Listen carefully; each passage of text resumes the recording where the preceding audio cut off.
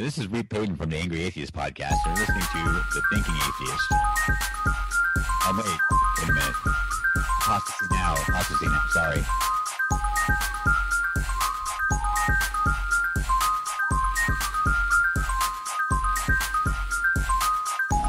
Little beeps in there. Sorry. Did I get it wrong again? You're listening to The Atheist Experience. Wait, what is this?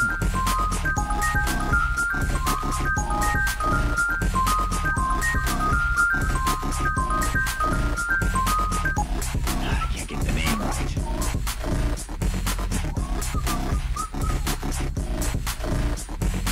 I don't even know who I am. I'm Reap from Reapso Radio and the Angry Atheist podcast, and you're listening to Apostasy Now. At least I hope you're listening. This episode is a friend of ours named Terry Sacre. When I bring a fellow podcaster on, I've gotten into the habit of creating for them their own show tune theme song. Now, this is the story all about how Terry Sacre projects his sound, and I'd like to take a minute, just breathe the fresh air on the coast of Newfoundland in the middle of nowhere.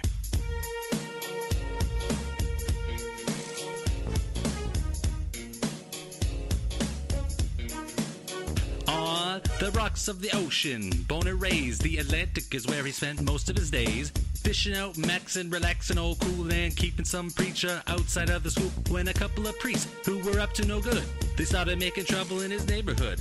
He got in one small debate and his mom got freaked. She said, "Move in with your Auntie Brian and Uncle Reap." He ordered for a mic, and when it came here, he sounded so fresh he watched himself in a mirror. If anything, he could say that Skyping was dope, but he thought, nah, forget it, yo, home's to Reap, so... He showed up to the show about 7 or 8, and he yelled to the theist, "Yo, home, smell ya later." He looked at his kingdom, he was finally there. Started stirring up shit, cause this atheist cares.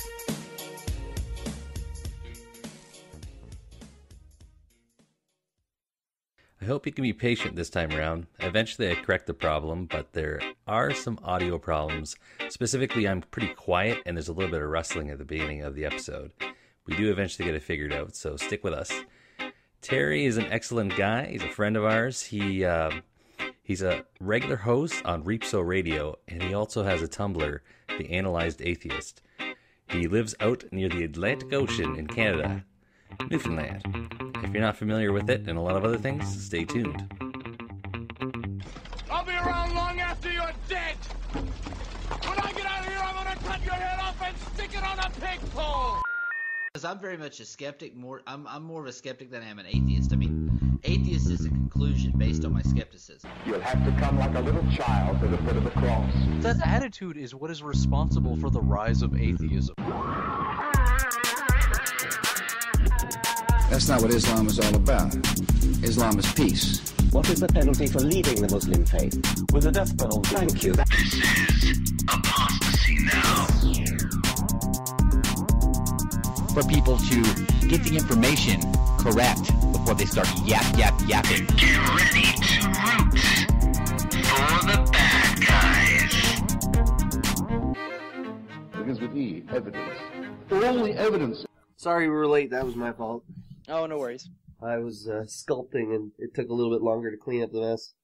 Sculpting? What were you sculpting? Oh, just a 10-inch figurine. Ah. Yeah, so I got oven-baked clay all over my hands still. A figurine of what, if you don't mind me being nosy? A dwarf. What sort of, like a Lord of the Rings dwarf, or just a dwarf in general, or? Like a Lord of the Rings dwarf, like a fantasy dwarf in his armor, half of his armor's blown off, and he's leaning on the ground. That's pretty fucking cool. Yeah, it's alright. Like, I mean, it's turning out, it's my first time using this type of material, so I'm just kind of constantly reworking it, and the best part about oven-baked clay is that it stays wet until you bake it, so you never ever have to worry about it drying out, so if you make a mistake, you can come back to it the next day and rip it apart and fix her up.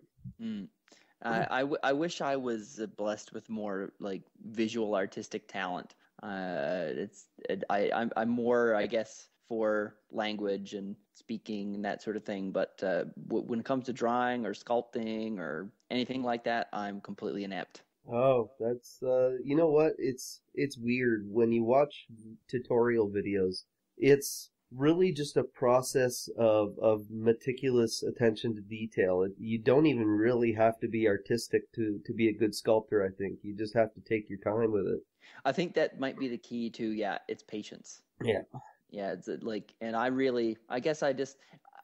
guess really it all comes down to what you care about and what you're interested in too, right? I mean, if you enjoy doing something, then you don't mind spending a lot of time at the detail, right? Yeah. But I've never really, I guess, had a penchant for that sort of thing. So I guess maybe that's why I didn't develop any talent. That's a better option. I like that, right? I have a hidden talent. I just haven't developed it. Well, yeah, I was watching this TED Talk, and I wish I could remember the name of the guy who did it, but he said it takes 20 hours to acquire a new skill. It takes 10,000 hours to master it. But if you want to be adequately good at something, 20 hours of time. Really? Yeah. I thought that was kind of interesting. I guess that's like dedicated, undivided attention type time, not like 20 hours of doing it while you're like watching TV or something.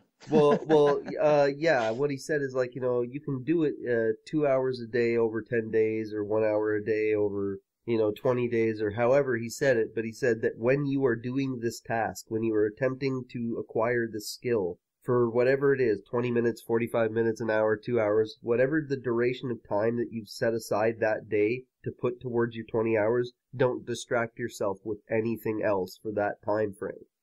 And he says, and you'll find that by the end of that 20 hours, if you chart yourself, that you will get past that learning frustration, that acquisition of a new skill frustration that many people just say, I give up, I'm not learning the guitar, or I give up, I'm not learning painting.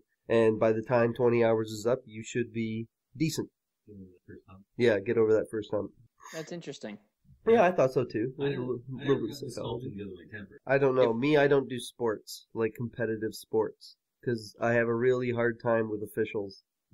Yeah, like a really bad time with officials. What do you mean that was a penalty? Are you fucking blind?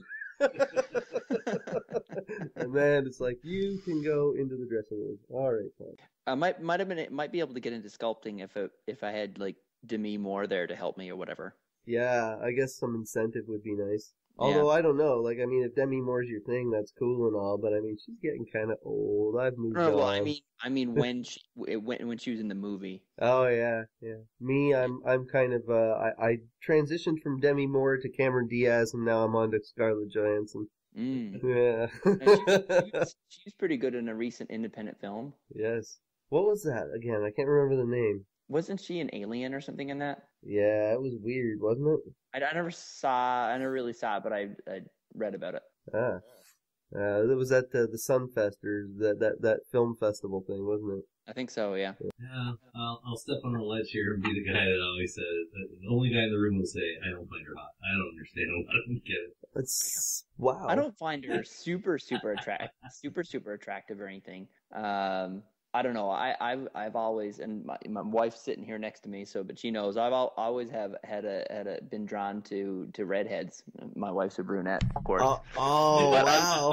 I always say I love brunettes, but like, there's just always been something about redheads. She knows. I used to go on and on about how I found Scully from X-Files to be hot, and yeah. So what a terrible name to give a character though, Scully, because I mean that just totally got turned into something sexualized. Getting a little Scully this weekend?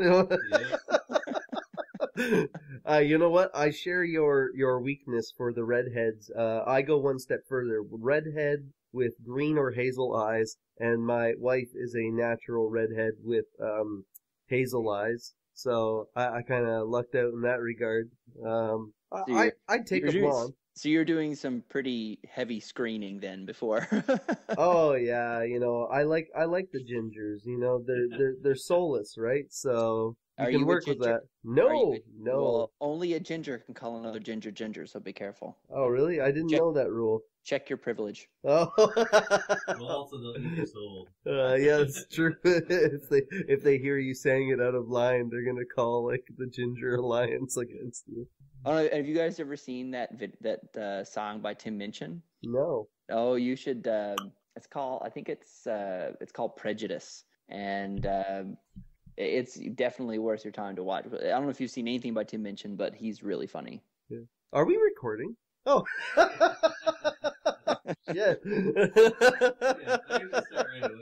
All right. Hey, welcome to Apostasy Now. No, thank you for having me. Today our guest is Terry Sacred. Ooh, ding, ding, ding, ding, ding. Good job. Wow. 5 minutes into the bromance, and you already. Yeah, you get 20 points for pronouncing my last name correctly. Nice. I'm scoring the podcast as we go. By the way, I have like a rubric right here, and I'm just checking off. No, name pronounced correctly. Not a rubric. No. Good start then. Next 20 points is up to you, get. What do I got to do? I don't know.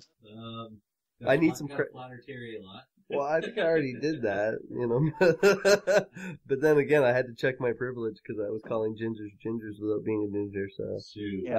I kind of get a negative half point on that one. So well, I make it a general rule when I'm scoring podcasts. I don't allow people to go into the negative. So no negative scoring. No negative scoring. Oh well, that's good. So I mean, I can only go up from here or remain decidedly bad. You're mediocre, which means you flatlined. Once you bottom out, there's no going up from there. Just stop trying. So tell us a little bit about yourself.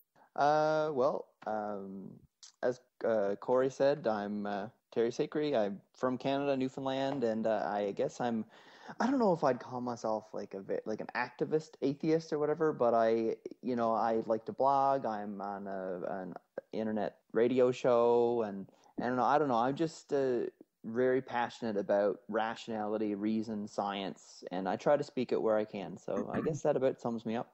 And how is that received out in Newfoundland? Okay, you would be in the negative because you just said the name of my province wrong. Yeah, it's Newfoundland, right? Newfoundland. Yeah, see. What did I say? I'm gonna say right now, Smash Ball, because this man and saying it correctly to me, because I was schooled many times while drinking with some people from Nova Scotia that I used to hang out with all the time. Yeah, I used to go to Nova Scotia only once a summer, so I mean. Well, they never jumped on you with the name Newfoundland? No. That's not how you say it, you upper Canadian. We'd call you a mainlander or someone from up along. That's what people say, right? Up along? Up along, from up along, by. So you're from up along. The way they told me is Newfoundland. You don't do the lun, it's land at the end. Oh, Newfoundland. I always got that wrong too. Newfoundland. All right. And just for the record, I wasn't really upset about that. I'm just trying to give you a hard time. Oh no, that's fine. Give me a hard time. I'm kind of. was crying here. Yeah. I thought I could hear some tears through the mic. They're very sensitive. Right? Nice. Yeah. Anyway, what were we saying? I was asking in Newfoundland. There you go. How is this particular worldview received by the general public? Like, is it something that goes generally unnoticed by your community, or are you kind of like the odd man out where you're at? Well, it's interesting because it depends on where you are in Newfoundland. When I was growing up, I grew up in a very small town, probably only about, maybe 1,000 people, give or take a couple hundred, when I was growing up there. And, no one really talked. It was just a status quo that you were a Christian or Jehovah's Witness or, whatever. There was nothing about atheism. But that being said, my parents raised me to be very open-minded and allowed me to think for myself. They didn't force us to go to church or anything like that. And it was a combination of my passion for science and education coupled with a couple of experiences of kind of bigotry from people who were very staunchly religious that kind of pushed me to first call myself an agnostic and then atheist. And anyway, to get back around to your question, when I lived in St. John's, which is the capital of Newfoundland, it's a bit of a bigger. I wouldn't call it a big city because anyone from up along like you guys, you'd say that's a town, that's not a city. But when I lived there, I mean, I would say that it's typical of a more urban area. Like people are more open-minded. People just kind of keep mind their own business. If you tell someone like, I'm not religious or I don't go to church or even I'm an atheist, like they might, like if you said atheist, you might get a look or you might get some reaction. But amongst the younger crowd, like you know, in 20s to 30s and stuff, especially as a university town, you're not getting much of a reaction, you know? Okay. But is different in rural Newfoundland, and where I'm living now is in Corner Brook, which is it's actually significantly smaller than St. John's. It's kind of a weird place because the population is kind of not small enough to be considered like a village or a small town, but it's not big enough to be really considered a city. Do you know what I mean? It's like in between. Was it like 500,000? Oh my gosh, no. 500,000 is the population of the whole island. No, not 500,000. 500 to 1,000. Oh, sorry. Oh my God, no. Right here, at least a million. So no, I'd say it's about, I don't know, 30,000, 40,000. Oh, awesome. Yeah. Okay. So I guess, like, I don't know, but it's weird, I think, because all you have to do is drive a half hour one direction away and you're back in, almost like going back in time. You know what I mean? From Corner Brook. So, like, there is a lot of overlap between, like, a very small town atmosphere versus a quasi-urban. I'm being very kind of unclear about what it's like there, but you're definitely, like, for example, the first person I told when I moved to Corner Brook that I was an atheist said to me, doesn't that mean you worship the devil? And I said, you said yes, right? I said, well, and I mean, you know, I guess I can be a little bit more, I guess, quote unquote militant when I'm online, but when I'm in real life, and especially this was someone who works with me, I kind of just said, like, you know, no, I said, actually, it just means I don't believe in God. And he said, really? And I said, yeah, that's it. And he said, okay. And that was it. Like, he didn't hold it against me or anything like that. Like, he's a pretty reasonable guy. At the same time, he calls himself a Christian, and you know, I believe in God. And a few times I've kind of tried to poke the bear just a little bit. And, like, there's no good reason for him to believe it. Like, every time I've ever questioned him on something he said, like, he can't back it up, you know what I mean? But I think it's just one of those things. It's a comfort. It's something he doesn't know anything else. He doesn't, like a lot of people, they don't even realize it's an option to not believe, right? So, but yeah, no, so I know that I was really long-winded. I told Corey I love the sound of my own voice. So, yeah, like, it depends on where you are. I think generally, it's not an attitude or not a viewpoint that is seen very often around here, but more because I think people are closeted, because I have found a few people in my local area, and I didn't start the Facebook group, but I kind of helped grow this Atheists of Newfoundland Facebook group from about 10 or 12 members to almost over 60 now, which doesn't sound like a lot for the whole province, but considering that it's not a common viewpoint, it's, you know, it's growing. So yeah, I get it. Yeah. Well, and I have to give, like, my family credit. What's funny is that, like, my own family, which by and large is not that religious. You know, my mom still goes to church or whatever. My sisters, I'd say at least one of my sisters is definitely an atheist, although she'd never probably say it out loud. I have 3 older sisters. Another of my sisters is probably, I would call her probably agnostic. And just the way, and she, like I said, she might not describe herself that way, but, like, she's kind of, I don't know. I think she just is past it. She doesn't really think about it, talk about it. You know what I mean? Yeah.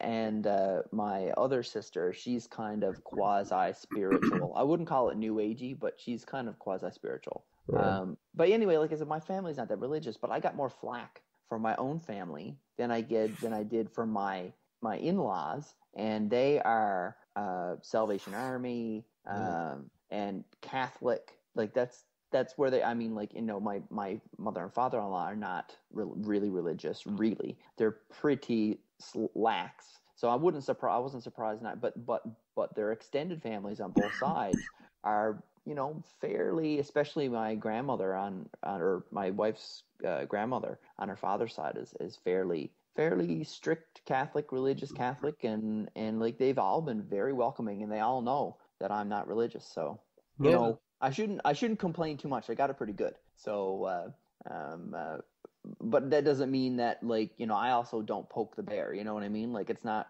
worth it to me to cause rifts in the family over stuff that, you know, I'm not going to get anywhere by trying to by trying to deconvert these people, right? Yeah. I'm not around them enough to be irritated by anything they say. So, Well, I mean, for me, deconversion has never been the mission, so to speak. Like, maybe it should be, but, I mean, I just kind of have a rule in my own family, like, don't shit where you sleep, you know. If you're gonna stir the pot, you know, stir it with somebody else, right? Like, Yeah. maybe that seems a little antisocial in a way, because it's like I'm not even, my family all knows, well, the majority of them anyway, but then I got some of the older members who are, you know, a little bit more set in their ways, and it's not even a point to bring up, right? You're not going to change their mind at like 90, so just leave it alone. Yeah. Have you tried strapping them down in the chair and make them watch movies with their eyes pinned open? No. No, they're still pretty virile. And then play Beethoven's Ninth in the background. Jeez. Yeah. Yeah, no, I take your point, and I have kind of had the same attitude about my family, but like what's interesting is that like my own immediate family is like I have them all on Facebook, of course, and you know, they look. Sometimes I post. I don't even think they're very controversial. Like, not really. Like, I used to post some fairly inflammatory stuff. First, when I kind of found my voice. And then I kind of backed off a little bit just because, well, I had some friends that were shared with my wife, and my wife is also an atheist, but she's definitely not outward about it. She has a very political job. She's a school teacher, and I don't know if you guys know people who are teachers, but it's such a politically charged workplace. Oh, and she doesn't have a permanent position or anything like that, so she's trying to keep this kind of stuff as much on the down low as possible, right? So I try to back off on that. And then, of course, you've got certain family members that are just like, why do you post this stuff? Why do you do that? And I keep telling them, you don't have to read it. I won't be offended if you unsubscribe from my newsfeed or whatever. But, like, I actually had my dad tell me one time, and my dad is an atheist. He's told me that. But he's like my harshest critic. He once told me, Terry, you'll never have any friends if you discuss religion and politics and criticize people for their religion.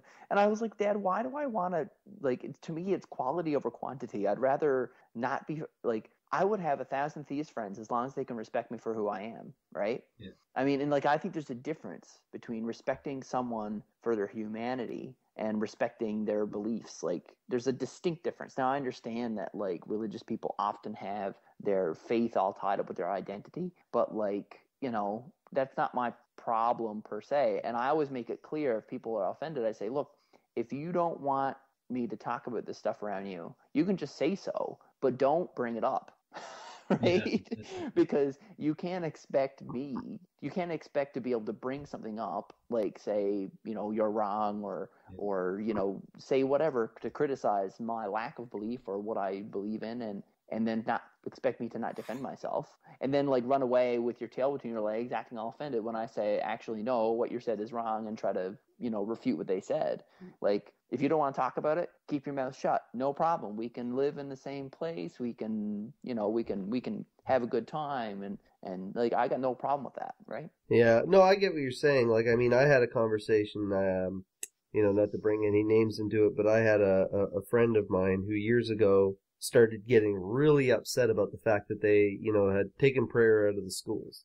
And, you know, it became a discussion where she was like, you know, they took prayer out of the school, now look at the kids, and blah, blah, blah, blah. And she just kept going on and on and on and on about it. And she's like, they should bring prayer back. It's the only way to raise strong, good children, you know, is have God. And I'm like, well,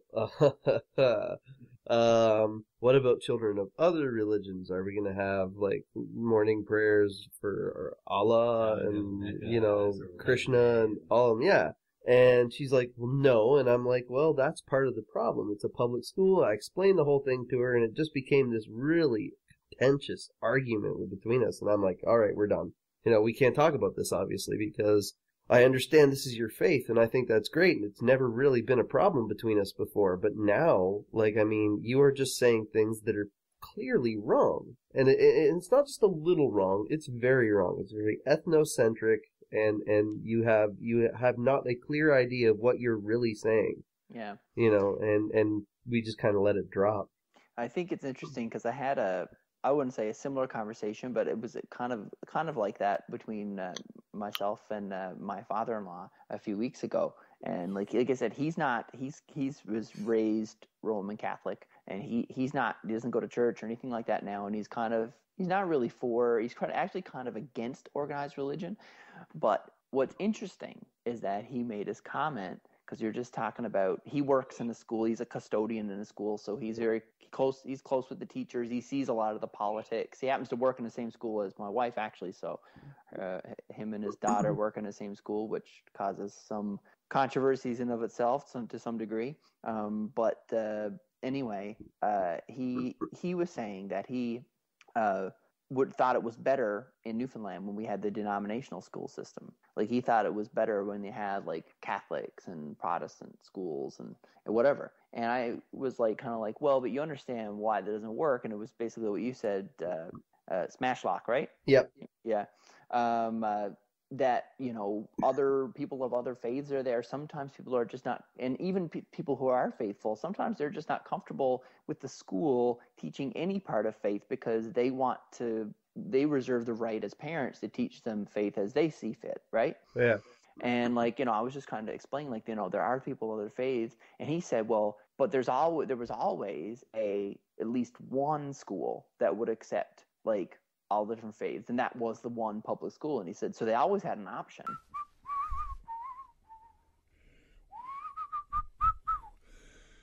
I've done a lot of reading. I've read select religious, literature, different things. I've read a lot of other books on religion and a lot of various things. And to be quite honest, I don't see any evidence to support the existence of a God or the reality in any of those claims, right? And these guys were young. The guy who was doing most of the talking, he looked a little bit older, a little bit more ready for this. But the other guy in the back, with everything that I said, basically with a lot of confidence that I didn't believe in this stuff because I'd done some really good reading. He all the color was just draining out of his face. He just couldn't believe. He's like, I knew this was bullshit, but this guy's actually saying it. Well, and the funny thing is that, because as we discussed earlier, where I live, it's a very small population, and in Canada we don't really talk about religion very much. So even if most people who are atheists who live here probably wouldn't volunteer that information, to anyone at the door, right? Yeah. So I could tell they were surprised just right off the bat for me doing that. And anyway, at the end of the conversation, I just basically said, I'm not here trying to argue with you or anything. I said, but, I thought you should know so that the next time you're walking by, you can just keep on walking. And anyways, they were very friendly and amicable about it, and I was too, but I could tell the looks on their faces, that they were going to run back to their little flock and be like, you're not going to believe what happened, you know what I mean?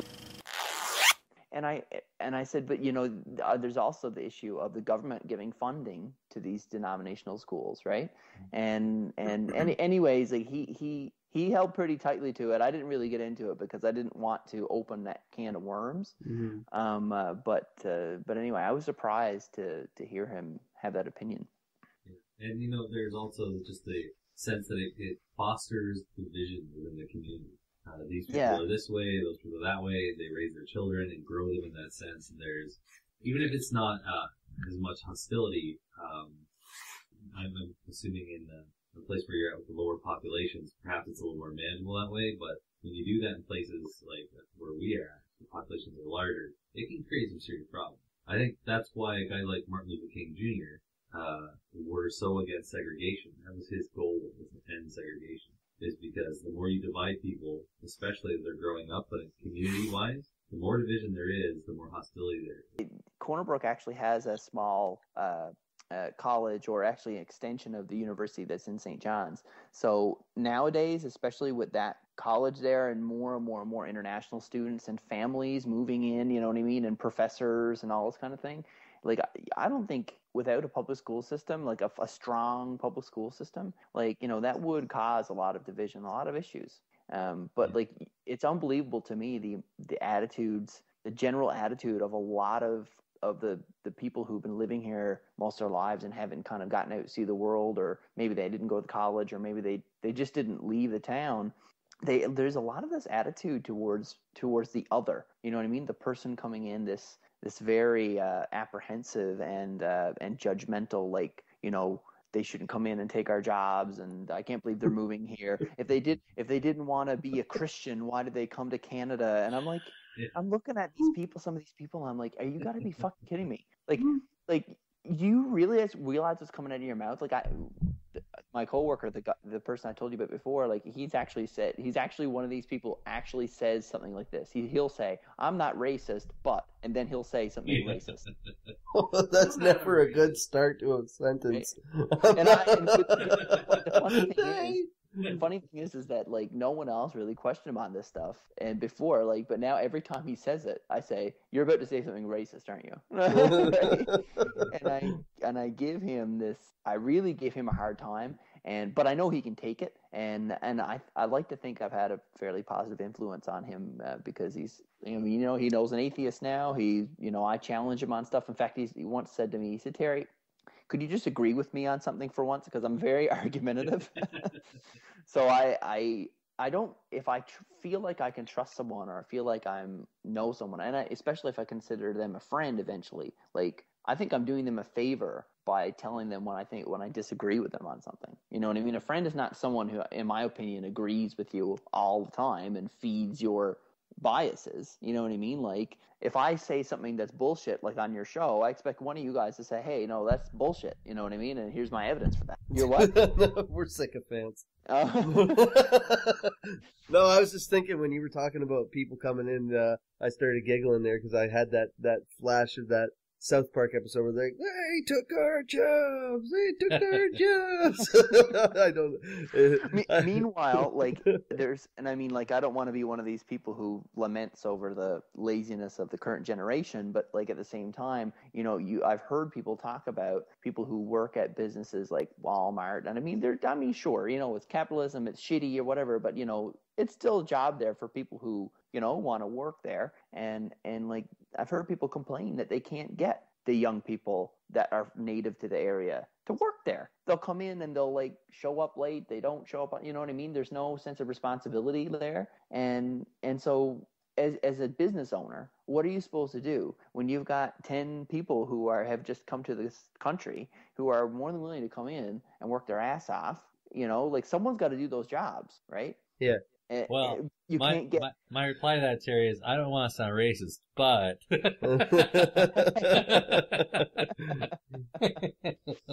yeah, but yeah, like, so, like, I just don't, like, you can't have your cake and eat it too. You know what I mean? Like, people are often not willing to work these types of jobs. Yeah. And then they complain that you've got 10 Filipinos serving your Kentucky Fried Chicken to you. But no one wants to work there, right? Yeah.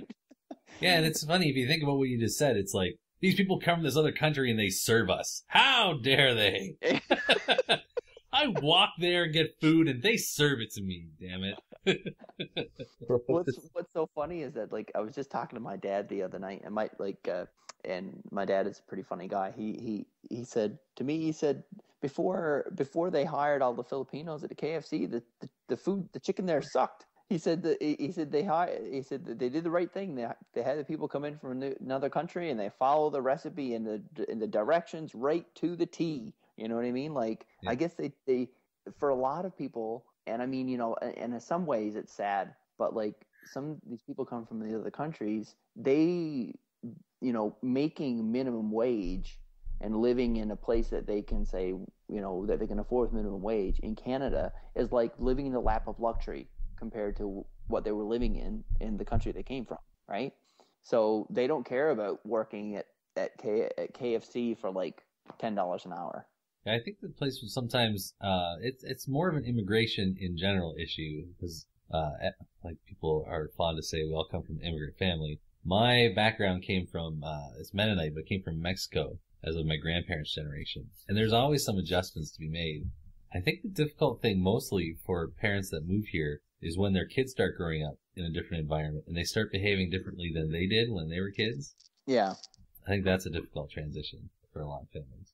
Well, I think, when, like what was said, how when they come here, they're so appreciative of the opportunity to make the kind of money that we consider to be lackluster. Because, you send them back home, what are they making? Pennies pennies every hour, and they're probably having their extended family rummage through the area for the rest of what they need to survive. So it's a very stressful existence. If they can scrounge up enough money to actually make it to Canada and then start making minimum wage, it's such a huge stress relief for them. It's such a transition. So yeah, there would be a great deal of appreciation for the opportunity, but then the kids grow up in the environment, and it's just that they never had that experience of living both sides of the coin. At the same time, I would argue that I think that there's a lot of responsibility that goes on the parent for teaching the children the value of money, and you know what I mean, that you need to work for. You need to put in a hard day's work to earn. You know what I mean? Like I watched this. No, I get what you mean, but I mean, if you are an immigrant, and I don't speak with any experience because I'm not an immigrant, but I would think he's hiding his accent. Yeah. that if you good job. Thank you. If you lived in a country where you had to struggle, like not what we consider struggle, but like struggle to survive, and then you come to this country and you have all of these different opportunities presented to you, you are going to appreciate that. You're going to manage your money as best you can, so on and so forth. But your children, you can teach them. And you can tell them all you want about your experiences of having nothing and then having something. But because they never lived it, I think a little is lost in translation. And each successive generation will become more and more akin to the people that grew up here from the get-go. Eventually, they'll be like us and be taking everything for granted and complaining about immigrants. Yeah, well. That's the goal when we all get there. Yeah. No. I think that's a good point. That's a fair point. I just think that there couldn't, there doesn't need to be so much loss between the generations. You know what I mean? I think that it is. I think humility and a respect for hard work can be taught. Yeah.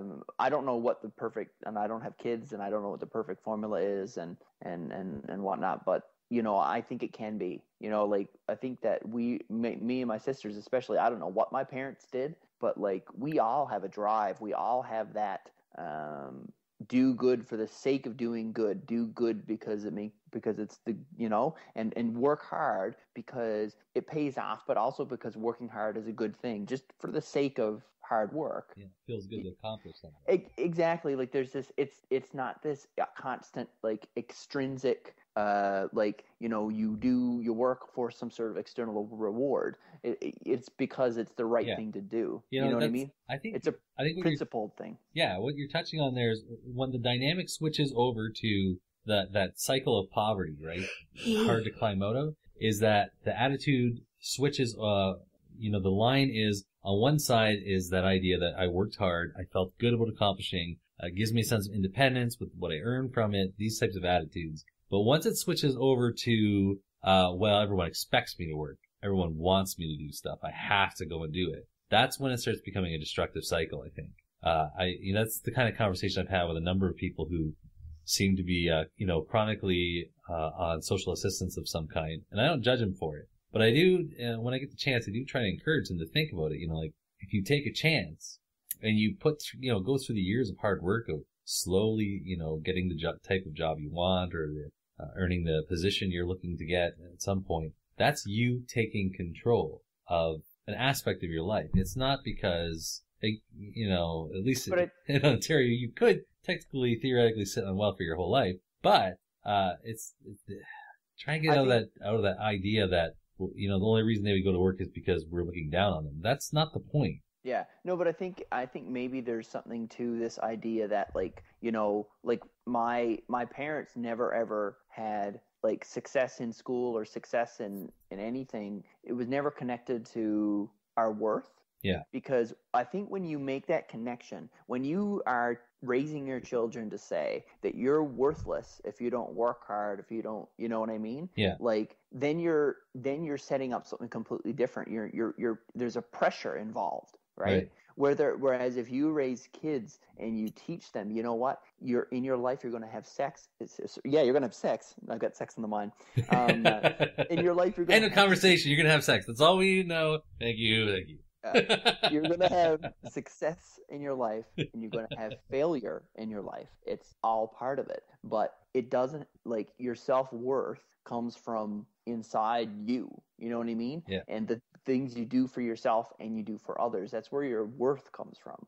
And, like, it doesn't matter if you're the richest man in the world or the poorest man or woman in the world.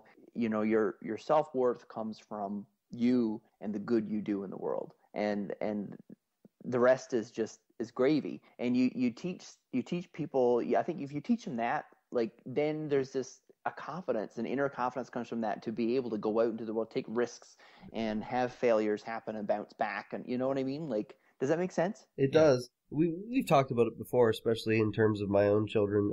I am not a fan of the everybody wins form of parenting that takes place. Yeah, it kind of robs a certain part of reality from kids, as they need to learn about it. Well, yeah, once they're introduced to competitive anything, whether it be sports or job hunting or anything like that, there's an expectation of granted success. Like, I'm going to be given this opportunity. I don't need to seize it. I don't need to be qualified. I go out there and somebody will see how awesome I am, because everyone who's told me my entire life how awesome I am, and I will be given. And this is a point of contention even between my own members of my family. Like, when my kids come to me and they say, look what I did, look how I cleaned my room, and I look under the bed, or I look in the closet and there's a pile of junk, and I'm like, well, this is why it's a crappy job. And then I kick everything out of the closet and I'm like, do it again and do it right. And then, people are like, whoa, what are you doing? That's kind of mean. And I'm like, what do you mean it's kind of mean? It's reality. Plus, you always have one winner badge, and the others get loser badges for every job. Oh yeah, I don't know. I just think that children should be raised with not only a sense of what it is to do a good job, but also understand the consequences of not doing a good job.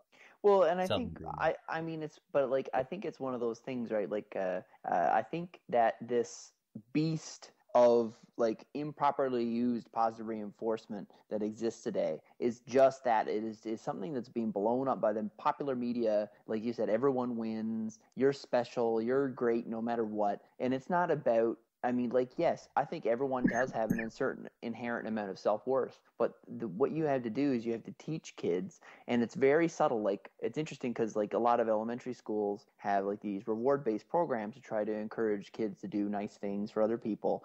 The wrong way to implement it would be to start out and say, oh, if people do nice things for people, then everyone's going to get an ice cream, or everyone's going to get whatever prize it is going to be. But what you do... So you mean like government work? What? Hey.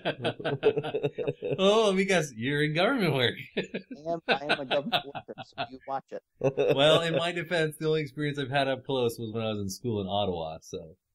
yeah. It's not always pretty in that town. Uplander. Mainlander.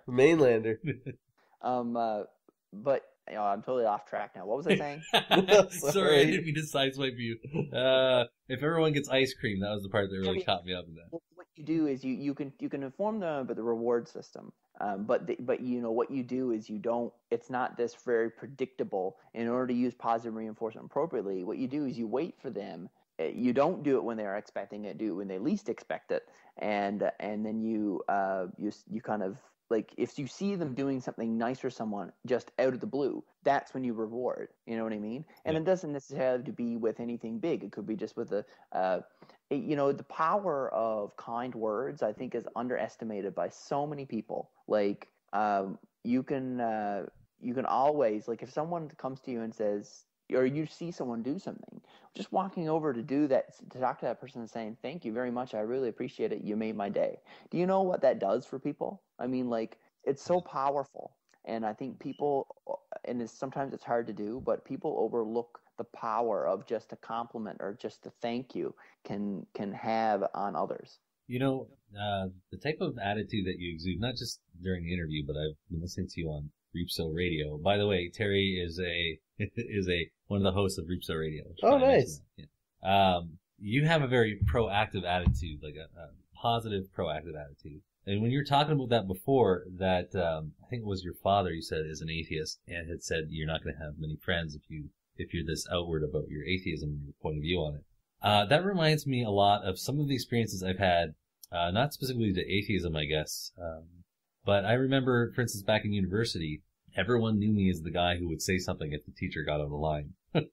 Yeah. And, you know, it's something that, I think it's a personality trait, more than a principle. There are some of us who are more willing or more likely to go, I think something's wrong here, or I think like you just said, something is right, and I'm going to say something. I'm going to acknowledge it. Yeah.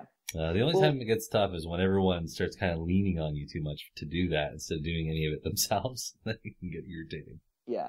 Well, and I think it's one of those things, and I've been doing a lot of, because, you know, and I think that one of the most important things is to recognize that this test of life, no, that's the wrong way to say it. It's not, the life is like, is a journey of self-improvement. You know what I mean? Like, I'm not someone who subscribes to the idea that we are who we are. This is our personality. You can't change. I think people can change. They do change every day.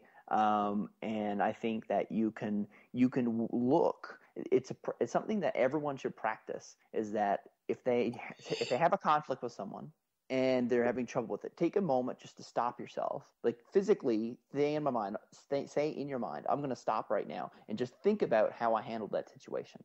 I'm going to analyze it. Could I have done it better? Could I have not done it better? Maybe I said something that was inappropriate. Maybe I should apologize. Like if you break it down, while at the same time not having this weigh on your shoulders, like, you know, this big moral dilemma, because everyone's human, everyone makes mistakes. You take that in kind or in stride as you do it. But when you reflect, you're constantly reflecting. You're able to check yourself. You know what I mean? Yeah. And I think it's a very, very important skill for people to learn.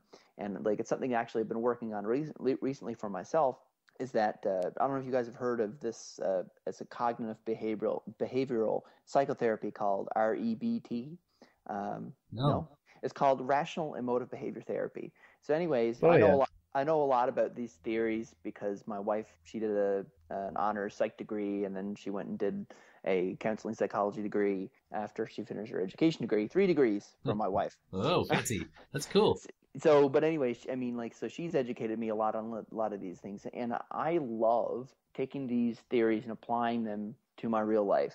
And this is a beautiful, beautiful theory, and it talks about how you do exactly what I just said. You stop yourself. You think about your interactions. You stop saying that I act this way because so and so says this to me, or because, you know what I mean. It's a misattribution of the problems in your life. All of the psychological problems that you're having, stress or whatever, they really are maybe not active choices, but they're choices that you make when you feel a certain way. You can learn that when someone says something to you that you know would normally piss you off, you can learn to distance yourself from that and say, okay, I could get pissed. Maybe this person is really fucking stressed out for some other reason. And you turn your empathy on. You know what I mean? Now, there are people in the world, like psychopathic type people, who just love to prey on other people. And when you come across those, you need to distance yourself because you're not going to be able to analyze your way out of that. But I think that by and large, you can do it. And it's something that I've kind of slacked off on practicing the last few years, but I'm kind of getting back into it now. And it just makes you so at peace with the world. You know what I mean? People can come at you. The people you love the most can come at you, and you can just stand there, be completely calm, and just deal with it, you know? It's a beautiful thing. Where you step out, you're kind of stepping out of the immediate emotional reaction you're likely to have and questioning it before you respond. Absolutely. Yeah, I think that's being aware. Yeah, I think that's very good advice. I should do it more often. But part of the other thing too is that, like, you know, this is something that I've had to realize in the last especially the last several months, is that I can't expect, there's no rule that says that other people have to behave the way I have to behave. The reason I choose to behave that way is because it works for me psychologically. I save myself a lot of stress. And would it be nice if everyone else did that? Sure, it'd be fantastic. But, like, would that really have any bearing on me personally? The best thing I can do is make myself feel better, and then I can be there for people if they need to talk, if they need to, it's wrong for me to say that there's one right way for people to cope with life, even though I might really believe it, and I do believe this is probably one of the best ways to cope with stress in life. It doesn't necessarily work for everyone, right? Some people need other strategies, so you had to be open to that sort of. You would make a terrible dictator. Well, thank you. I think that's a good thing. I'm going to put that on my resume. Terrible dictator. I'm not applying to any job competitions to be a dictator. The more we analyze ourselves and our lives, and I don't mean analyze in the sense that ruminate about it. You know what I mean? There's a difference between worrying about your life and constantly worrying about the future. That's not what I mean. I guess is that every time I react to something, and I mean as we're all human and we all have emotions and we all have sometimes these snap judgments, these snap reactions, and there's this tendency to want to be able to trust your intuition. But I think that if there's anything that science and especially evolution has taught us, is that we need to be very skeptical and very aware of the fact that our intuitions in the modern world that we live in often steer us wrong. So we have to analyze the way we think, the way we react. And first and foremost, when you find yourself in a difficult situation, you need to think, what did I do or what can I do? Think that first. And think about it seriously before you start pointing fingers anywhere else. Taking applications. Small position for a dictator, small community. Oh. Yeah, I think more people should really consider that sort of thing that you're just talking about your own response, your own reaction. The way I do it, when somebody does something that I find really upsetting or disappointing, is I often my consideration is afterwards. Because for instance, I'm a truck driver, so I have plenty of time to think about what's been going on during the week. Yeah. Way too much time, actually. But one of the things I've started saying to myself is I will occasionally chastise myself and say, you had no right to expect, a certain amount you can expect from a normal person, but you have no right to expect your own expectations from that person. You set up your own disappointment. So they didn't live up to your expectations, Mr. Dragonbeard. They didn't live up to your expectations, but you're the one who set those expectations on them. That's right. And I understand too that you're living in the real world. Sometimes the actions of these people are very much directly affecting your life, right? So I mean, sometimes it's not quite so easy to say that, to not judge or to just put it aside. But then you got to ask yourself another question: is, for someone who's in a very unhealthy, marriage, and they just can't get past it, and they're fighting all the time, and they're not happy, you got to ask yourself a question. So you can't, because, you work with people, the personal relationships you have, you work with them, you help them cope, and you don't expect them to do things the way you do it, but you know what, you help them the best you can because you care about them. But you can only get burnt so many times before it becomes a real toll, right? Yeah. And then you got to make the proactive decision to say, okay, am I going to continue subjecting myself to this? Because clearly the other person is not willing to meet me halfway, right? Right. At least there's not the other person doesn't seem to want to accept any responsibility, even though you can't expect them to. By being supportive and being good for yourself and nourishing the relationship, you hope the other person can accept some responsibility. You know what I mean? If they can't, then I would say not healthy. Get the fuck out. See, I was just gonna say when you were telling us that the most difficult scenario for that to come into play is marriage. Yeah. I don't imagine it's as difficult in the workplace. It can be bad, but if you're really close to someone in a relationship and you realize that when you start thinking about it, you're realizing, geez, it's become a regular pattern, getting worse and worse. It's not easy. Yeah. And I think that's it. Some of these decisions are very difficult, and much like, because I think that this type of self-reflection is kind of like a different kind of skepticism, or it is skepticism. It's you're applying a skepticism to your own thoughts, your own feelings, the way that you handle your life. And being a skeptic is hard. It's hard fucking work. It's way easier just to assume that everyone else is the cause of your problems. That's why I'm quitting. I've decided not to be one anymore because it's too tough. I'm just going to make up my opinions as I go from now on. I think it's going to be a lot easier. Yeah, I think that's exactly what I was thinking when you were describing too. This is a form of skepticism, and it's like analyzing yourself rather than just other people. Yeah, check your perceptions. That's right. Yeah.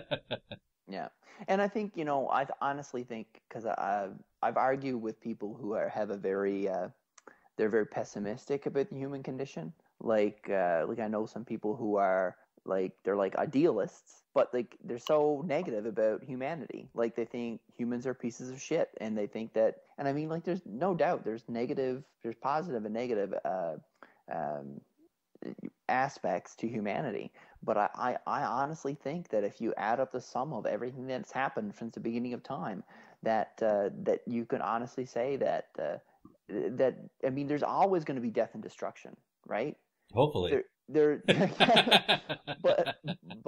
But I think that the goodness, the good that people do, I mean, it doesn't. I mean, I'm just amazed by it every day. Yeah. I'm amazed by the power of positive emotions, of the power of doing nice things for people. It blows me away. And because of that, I'm very optimistic for humanity. Not in the sense that I think we're going to go, we're probably still going to blow ourselves up within the next 50 years. That might sound pessimistic, but what I mean is that I think that humans are generally good. I think sometimes that things just get out of hand. Control. Yeah, exactly. Plus, there's the whole swath of the bell curve of different normal, between cultures and between religions and non-religions and nations and nationalism and idealisms and everything. Just creates such a complex spider web, I guess, of interconnected differences of opinion that it makes it difficult for us to kind of put aside those preconceived notions and come together and accomplish even greater wonders.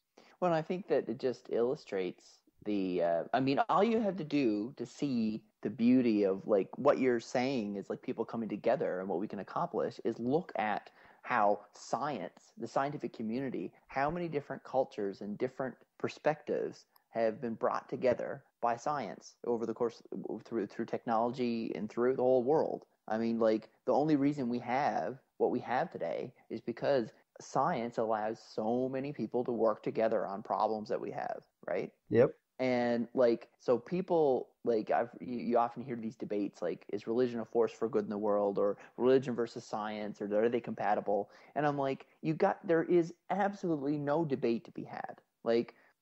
You wouldn't be standing here to have this debate if it wasn't for science. You wouldn't be there. I think some people sometimes we lose perspective. A lot of us lose perspective on how much change has happened from you're using the word science, but there's a large history behind and even an ongoing development behind this word of how we perceive the world based on the new information that we're taking in. Mm-hmm. We're replacing ideas of shadows. Those shadows must have been sent by evil people, and the stars, they're messengers from some divine being. Or holes in a cloak, or...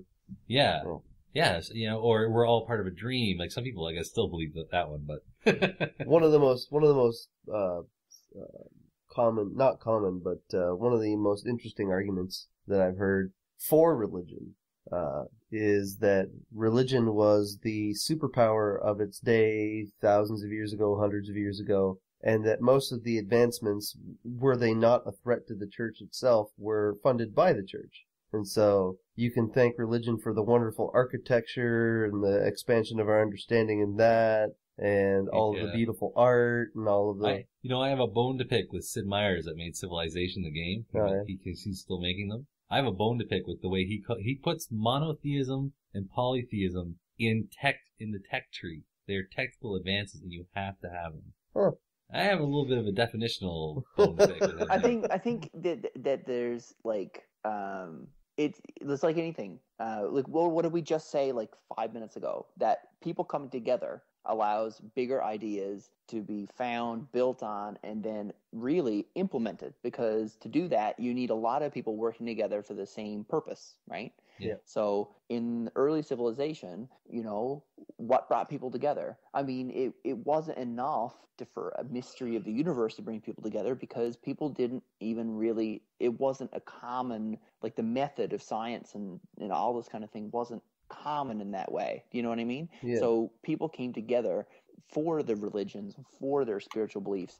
And so it was a force of bringing people together to have that power to get things done, right? But it's like, do the ends justify the means? Well, we know better now. Yeah. You know what I mean? Like, if you look at like the early stages of a lot of sciences, especially like psychology, so many experiments have been done, and we've learned a lot about the human condition and psychology and whatnot. But when we look back at those experiments now, we say, okay, we shouldn't have done that. That was a horrible, horrible thing to do. And this is how we develop ethics, right? You have to make those mistakes sometimes to learn how to do better, right? It's all about self-improvement. Yeah. So I think that we can look back on that and say, okay, yeah, that's fantastic. Back then, religion helped organize people so that everyone could get behind this common goal. And you know what? For what it's worth, sure, that was a stepping stone. But now we understand that it's, trying to solve the problems of humanity through technology and science or whatever. We understand this is a worthwhile goal in of itself. We don't need to get everyone together to pray to some non-existent deity every Sunday just to organize ourselves. Yeah, but that's like that's like part of the huge shift we're talking about. I guess my bone that I would pick with him is not that it's being mentioned in a historical context, but putting in the tech tree makes it seem like it is a necessary part to get where we are at now, to develop. And it's just circumstance of history that it turned out that way. Like, there's plenty of argumentation you can make that the church did not need to come into Europe in order for us to get to where we are. It's all hypothetical, right? And a lot of times monotheism sets society backwards. And that's not represented at all in the game. I mean, like, we had the Dark Ages. Now the countries that are dominated by the Muslim faith, Islam, they're being held back, and that's not in the game. Maybe if they incorporated some sort of, like, and I don't know anything. What is the game again? Civilization? Yeah. I'm not really much of a game player. Well, if you're not a nerd of that particular stripe, you won't know about it. A lot of people don't. but at the same time, maybe they could add another dimension to the gameplay. Is once you've grown to a certain size, right, in the game, if that makes any sense in the context of the game, it does. Then if you don't throw off the shackles of mono and polytheism, you maybe different groups coalesce out, and you start to become uncivilized, and it becomes a detriment to you. So maybe it's a stepping stone to get to a certain level, but then once you grow to a certain point, there's so much divisiveness created that you need to throw it off. I'd agree. Yeah, that'd be a much better approach. Mm-hmm. That there are positives that come with it, and then after a while, the negatives start outweighing the positives. Yeah. Well, maybe I should be a video game developer. Yeah, you should sit on the board anyways when they're doing the story. But I'm pretty sure that I'm sure someone thought of this, but like I'd say they'd be alienating a huge portion of their audience. I don't know. It's not an overly popular game, but it just has just a large enough market to warrant a remake every 5 years. Yeah. Number 4 had, what's his name, doing the voiceovers, right? Leonard Nimoy. Leonard Nimoy. Yeah. I don't know who did it for 5, but it doesn't matter. Mel Gibson. Yeah, Mel I was just thinking about the experiments that you were talking about and ethics. I assume you were referring to something akin to the Stanley Milgram experiment? The problem of evil or whatever it was, where they had the electrocuting obedience study. Yeah, where they electrocuted people. Yeah, Stanley Milgram, and my wife would be able to rhyme them all off to you because she studied them all. But another one is Philip Zimbardo. Yeah, the prison study. The Stanford prison experiment. Yeah. That Reap loves to talk about. Yeah. But I mean, that's a fascinating experiment. Yeah, Reap calls the whole internet one of those experiments, right? Yeah, I think he's right because it allows you to become anonymous, right? Yeah. Well, there's a concept in psychology that I always thought was funny when I was taking my introduction to it, which was for adolescents called the assumed audience. They always think everybody's watching them and seeing everything they're doing, and television generations. Yeah. But I mean, like, it goes back even further than that. Like, just that general shyness that kids display when they think somebody's looking over their shoulder watching what they're doing. And my question to my teacher, and actually another girl in my class asked it first, which I thought was a great question, is, with the advent of the internet, is the assumed audience assumed anymore? Or is there an actual audience now? And the teacher just kind of listened to the girl and was like, "Oh, that's a good one." And then I talked to her about it later, and I'm like, "Yeah, that's kind of a cool idea to look into, don't you think?" And she's like, "I think it would make a fabulous study." And then she said it to the girl too. She's like, "I think that would make a great research topic. Like, is the assumed audience assumed anymore? And what effect would that have?" I assume so. Yeah. Sorry, I went off on a tangent there. No, that's interesting. So, for you, Terry, atheism is, when most people, when talk about it, it's usually not a default. They usually come to it as a perspective.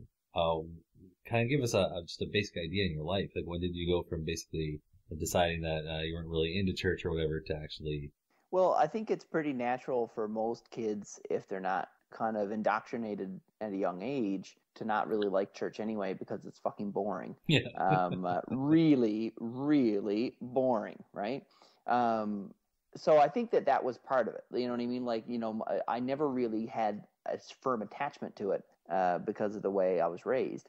I mean, however, at the same time, like, it does depend on, because I know, like, one of my sisters, when she was younger, was, quite, although it was very private for her, I didn't know until, like, maybe 4 or 5 years ago. She told me that when she was in high school, that she was, she used to read her Bible and was very kind of into it, which I found very surprising, because I would probably call her an agnostic now. But anyway, so I guess, for sometimes you can't tell because it's private for people, but for me, it was never just, it wasn't really something I was drawn to. And what really kind of, like I said, I was so encouraged to think for myself and everything. I can remember my mother coming in, and she would come in and say the Lord's Prayer with me in the nighttime and that sort of thing.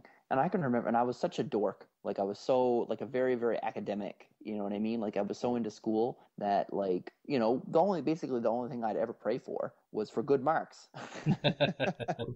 Shows your priorities, I guess, right? Yeah. Well, so occasionally, like, I can remember her coming in and saying the Lord's Prayer, and she would leave. And sometimes I'd lie there and I'd say it again, and then I'd add my little prayer for a good result on my exam or whatever. But every time I ever did that, I can remember lying there and praying and, like, just concentrating and praying, and then lying there staring at my ceiling and going, I don't feel anything. Like, I feel like I'm just talking to myself. Yeah. You know what I mean? Like, there was never any emotional connection there. Right. And I think it's probably because it wasn't forced on me. Right. Like, I wasn't forced to have this emotional connection with it. So I think it makes a big difference depending on how your parents present it. If they're presenting it to you regularly, ongoing, a lot of pressure as absolutely real, then that has a huge impact, as opposed to them mentioning it to you, maybe doing an occasional prayer. Yeah. So, and like, I didn't know my dad was an atheist at this point either. Like, so he probably just kept it quiet because my mom wanted him to keep it quiet. He just never went to church, and he never said that he was an atheist, but he always gave my mom a hard time for going to church, and not as much like kind of putting the screws to her, but like just really kind of like saying, like, because where's a small town, it's a very small congregation, and my mom is very devoted to maintaining it, you know what I mean? Like, so she didn't want it to die, and a lot of times in small towns, some of these really small congregations, eventually people just stop going and the church dies, right? Yeah. And that's what was happening. And so my mom she's still probably the backbone of that church, keeping it open, right? Wow. And so, like, you got to give her, I guess, some credit for that. And I do. She's very passionate about that. On a community level, I can relate to that easily. Yeah. And so, but he always used to say, don't you see, he used to say to her, don't you see, Kay, you go there every Sunday. No one else cares. If you stopped dealing with the money and dealing with this and dealing with that, it would just fall apart. I mean, like, he would, like, say to her, like, people are taking advantage of you, right? Yeah. Like, they don't care enough about it to do anything, so they rely on you to do everything. and he never thought it was fair, right? Yeah. And he would say that to her, and it would hurt her. I think I could, like, not in a very, like, because my mom's pretty independent thinker, and she would just blow him off because my dad can be just a bit, easily blown off, I think, because my dad is usually a very silly, funny, lighthearted guy. So, she's going to do what she's going to do. She's not going to listen, let him kind of put her down over it. But, like, he was only saying that because obviously he cared about her, and I think she understood that too. Yeah, I think that's pretty normal for a spouse to say to the other one, look, you're doing all this work, stop letting them walk all over you, they got to do their share. Yeah. But anyway, so to continue the story, I guess, to kind of the evolution of it, like, it was, I started going to, as I kind of got to my preteen and my teen years, going to some of these youth groups that the churches have. And I mainly went for either just to hang out with my friends or do crafts or sometimes later in my later years to play sports, right? And then there would be the obligatory sermon or whatever that came with it after the fact. And, when I was younger, there wasn't a lot. There was just, I would pretty much fall asleep during the sermon because they just read from the Bible or whatever.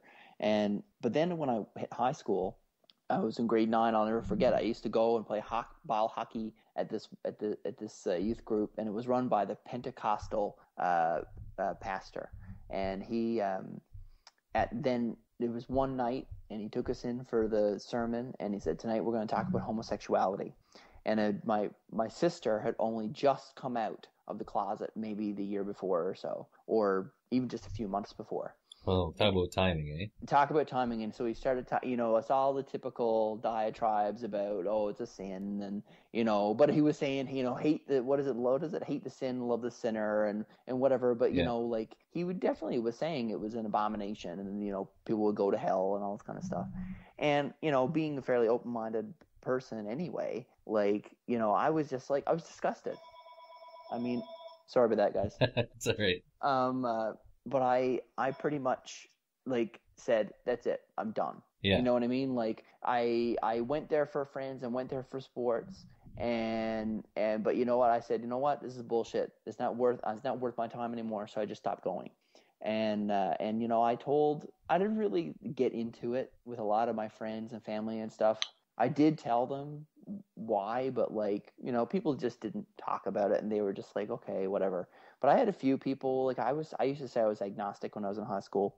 And then after I went to university, matured in my beliefs a bit, read Richard Dawkins and that sort of thing, I realized, you know what? You can be an agnostic and an atheist, and agnostic doesn't really mean anything. You know what I mean? Like, all it means is that I don't know for sure. Yeah, but I think people use it because they feel it's less upsetting to people around them, right?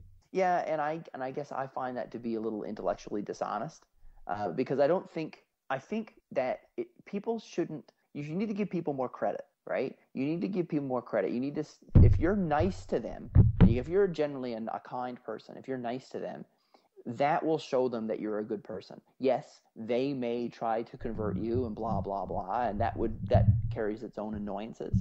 But, like, if you're honestly a nice person, you try to do right by people, you can tell them, I don't believe in that stuff. And they might react, and you might have a conversation on your hands, that sort of thing. But you should be honest with people and very upfront about what, especially if it seems very important to them. Do you know what I mean? Like, I think that, and that's an important thing with friendships and relationships, is that you give a little to get a little.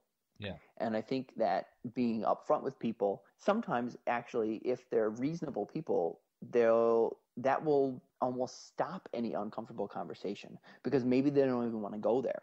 You know what I mean? Like, because they'll know how you feel about it, and they'll just say, you know what, I'm not even going to go there because. Well, yeah, I have that with a lot of people now that a lot of people know, at least people I'm close with, a lot of them know I'm an atheist. The conversation rarely comes up unless it's in the context of they want to talk about it. Like, let me ask you some questions. But when I first, I don't know, for you, your transition was probably different than mine. I know I did go through a period when I would bring it up. Yeah. I did go through that same period where I was about, like, I wouldn't go walk into a room and say, I'm an atheist. Fuck you. What you believe is bullshit. But, like, I would gently kind of bring it around maybe, I don't do that as much anymore just because I think if the person knows how you feel about something, it's clear, and they don't bring it up, I will just leave it, right? But I do try to be consistent. If people bring it up and are saying something I disagree with, I will usually voice my opinion and say, look, maybe there's something more to this. Maybe, other people believe different things. Maybe you should try to be a little more open-minded. You know what I mean? Because not everyone believes this stuff. Repeat it after me, bitch. I come in the name of Jesus by the power of the Holy Spirit. God Almighty, ruler of heaven and earth and every goddamn thing in between. You understand me now? Say what? You trust in the devil, huh? Well, if God send the devil in the name of Jesus by the power of the Holy Spirit, then motherfucker, you fucked up, huh? And, I'm not afraid to kind of, and I like your example that you used, Corey, about the student that's willing to kind of speak up in class. Yeah. And I can remember when I was in high school, we had this phys ed teacher that taught biology as well, and he could not teach biology. And all he did was use these horrible sports analogies to describe how different parts of the body worked and the different components of the human cell, and it was just bad, right? And your bowels are like a tight end. They sack the shit and tackle it out of your ass. Just let it run in a foul. If you get a red flag, call your doctor. Sorry. But I mean, quite literally, maybe not quite that over the top, but this is what he couldn't teach biology. And I mean, I felt for the school because obviously they didn't have anyone better, which is really sad. But a lot of I had an aptitude for science, so lots of times I would look around the room and 10% of the people in the room were the jocks, and they were nodding their heads as if they got it, but the analogy was usually a false analogy or an improperly used analogy. So I was like, okay, they're not getting it either, really. But in retrospect, maybe it was a bit arrogant of me to do so. But I kind of had a high opinion of my intelligence when I was in high school, and I still do. But I don't try to look down on other people. But I would often put up my hand and be that guy who would be like, well, did you ever think about it this way? And I'd try to explain, because I'd look around and see so many of my friends and everyone in the class just absolutely puzzled by this analogy that was just put out there, right? So I was that guy who would put up my hand and say, well, that doesn't seem right. Maybe you should explain it this way, right? Yeah. Or maybe, the class would understand it better if you use this analogy. And by the end of the year, he hated me, right? Obviously. And he used to say, well, why don't we ask Mr. Sacre what he thinks about this? You know what I mean? That's what he used to say. And hey, you get 20 points for saying your name right. You want to know what's worse is I didn't speak up a lot in class. I did, but usually it was to make an ass of myself. But once I was goofing off in class and the teacher called me on it, and they said, all right, Mr. Corey, why don't you come up here and do this? And I'm like, okay, fine. So I walked up and I did it and I did it right. And he's like, get out. Get out. He's just so mad. I went through the whole process of setting everything up and I did it. And then he's like, get out. He just lost his mind. How dare I know how to do this without having to pay attention to you? He was probably thinking, I went to show him up. I just benefited him in some way. He might become a better teacher than I. Yeah, oh great. Because now I'm a grade 11 student with some nerd cred. Woo, Whatever. I don't know. That was funny. It's weird though how many teachers I can consciously think back to not liking me. A lot of them liked me, but there were just those ones that were kind of key teachers that you would hope would kind of support a person who's bright, and they're just they hate you. The chances are because they weren't bright themselves. Yes, well, I guess. I don't know. Just had low self-esteem and they were threatened. Yeah. Well, I had a class where I had a 125% overall grade in the class because I did all the bonus work, but I did everything in the first 8 weeks of class. So we had a month or a month and a half left of the semester. And the teacher started docking me marks for not doing anything. I'm like, what are you talking about? Not doing? I've done everything. Yeah. And he's like, well, you could be helping the other students. And I'm like, that's what you get paid to do. Yeah. Yeah. Are you going to give me some of your pay, sir? You know, it's funny because I was the same sort of thing. Like, I was asked by the teacher often to help other students. But I love to do it. I was one of those, I was one of the guys that got calls the night before exams from people asking for help, like, and everything. Like, I love that. You know, it's such a weird thing for me, like, even in my work now, like, I'd rather spend, and this sounds probably contributes to my procrastination habit, but like, I'd rather spend 5 hours helping someone else do their work and just assisting them than often spending 5 hours doing something completely independent. Yeah, well, I kind of agree with you. Like, I mean, in my recent return to college, because I mean, life circumstances didn't really pan out for me in my youth, so I didn't end up staying in college. But I've gone back recently, and I formed a study group with a bunch of other guys and girls, and you know, it worked out swimmingly. Like, we all did in excess of 3.8 on our GPAs or higher. Mine was 4.175. So I mean, it's good. It's better than good. It's great, like in the 90s, right? And I think back on it, and in high school I was in a completely different mindset. The only reason I was driven to do the work at all was to just get out of class and go home and do something I wanted to do. Motivation. Yeah, like I don't want to be here, so I'll either do the minimum that is required of me, skirt by with a B, or if I'm slightly interested in the curriculum, I will do it. I will do it all. I will do it fast, and hopefully they'll just give me the exam early and I can be on my way. And I always found that there was this weird twist in classes that I didn't like chemistry or electronics or anything like that in high school. I kind of like, whatever. I don't want to be here, so I'm just going to do what I need to. And the teachers would always say, you have so much potential. Yeah. And then I go the opposite way, and I'd go into a class where I had a lot of interest, and I'd do the work in excess, and the teachers despised me.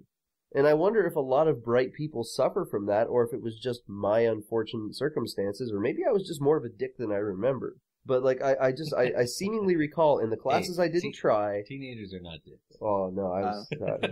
I actually think that it's written somewhere as a natural law of the universe that everyone was more of a dick than they remember being when they were in high school. Probably, probably. Like I know I was. I mean, like, not looking back, I wasn't like a bully or anything, but like, you know, I could be pretty fucking sarcastic sometimes. You know what I mean? Like, just a real like. Put the screws, you know what I mean? Like, because I was never really mean, but like, I guess some of the things that if someone gets me going, like, I can be pretty cutting. Do you know what I mean? Like, it's not, if you really kind of get my goat, then I'll start saying things that are, I don't know, like, not like in your face, but just like very undermining. Anyway. Yeah, I think the worst relationship I had with any teacher in high school was the one that started docking me grades for not helping other students, and I dropped the class when he finally basically put it to an ultimatum. That's crazy. Oh yeah, I just said, you know what, I'm not going to get a D in your class because you're docking me grades for doing in excess of everything. So I went up to the office, argued with the principal, and geez, this is about 15, 16 years ago now, and the principal said, well, we really can't do anything about it. You know, it's his class, he can run it how he wants. So I went downstairs. I'm sure. Yeah. They weren't going to do anything about it. They could have. So I went downstairs and I talked to the teacher, and he goes, so are you going to do it? And I'm like, no, I'm dropping your class. It's not my fault that you suck so bad at your field that the best you could hope to do is teach high school students. So at least you didn't make it personal. Well, yeah, but at that point, at least you let him down easy. but at least at that point, I had already gone to the guidance counselor and dropped it, of course. So it's not like he's like, you go back to the office, and I'm like, no, I'm not in your class. Whatever. You've lost all power over me. I didn't need this credit anyway. Whatever. So I don't know. I find it interesting that when you talk about experiences in life with bad teachers, that it always comes down to a teacher who was teaching a subject they either didn't know, a teacher who's highly motivated to motivate you and thinks that you are just undermining your own potential, and then the teacher who recognizes your potential clearly and then just shits on you, like just knocks you down.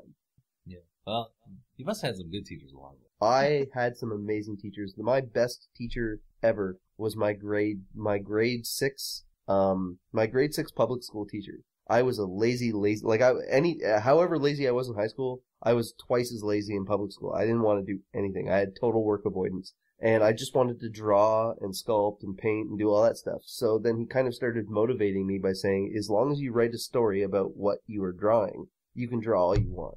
And it started to kind of get me interested in doing the work. So he kind of incentivized me to do the work. And I did well enough to get through it all, and I wasn't held back or anything. But one good teacher can make up for a lot of the harm from several bad. Yeah, and then in high school, the one teacher I had was my grade 12 advanced English teacher. Just loved me.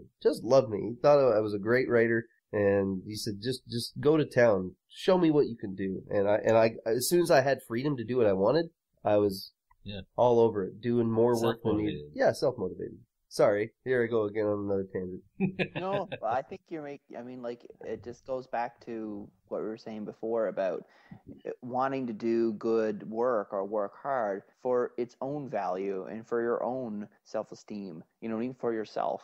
I mean, like that's the biggest problem that most people have as they go through life, searching for something more outside themselves, searching for happiness, like they're going to find it around the next fucking corner. You know what I mean? Like when all of that, the key to your own potential, the key to your own contentment is inside your brain. It's all right there. It's been with you since birth, and all you have to do is find that key to that lock. And once you find it, you'll be good. Yeah.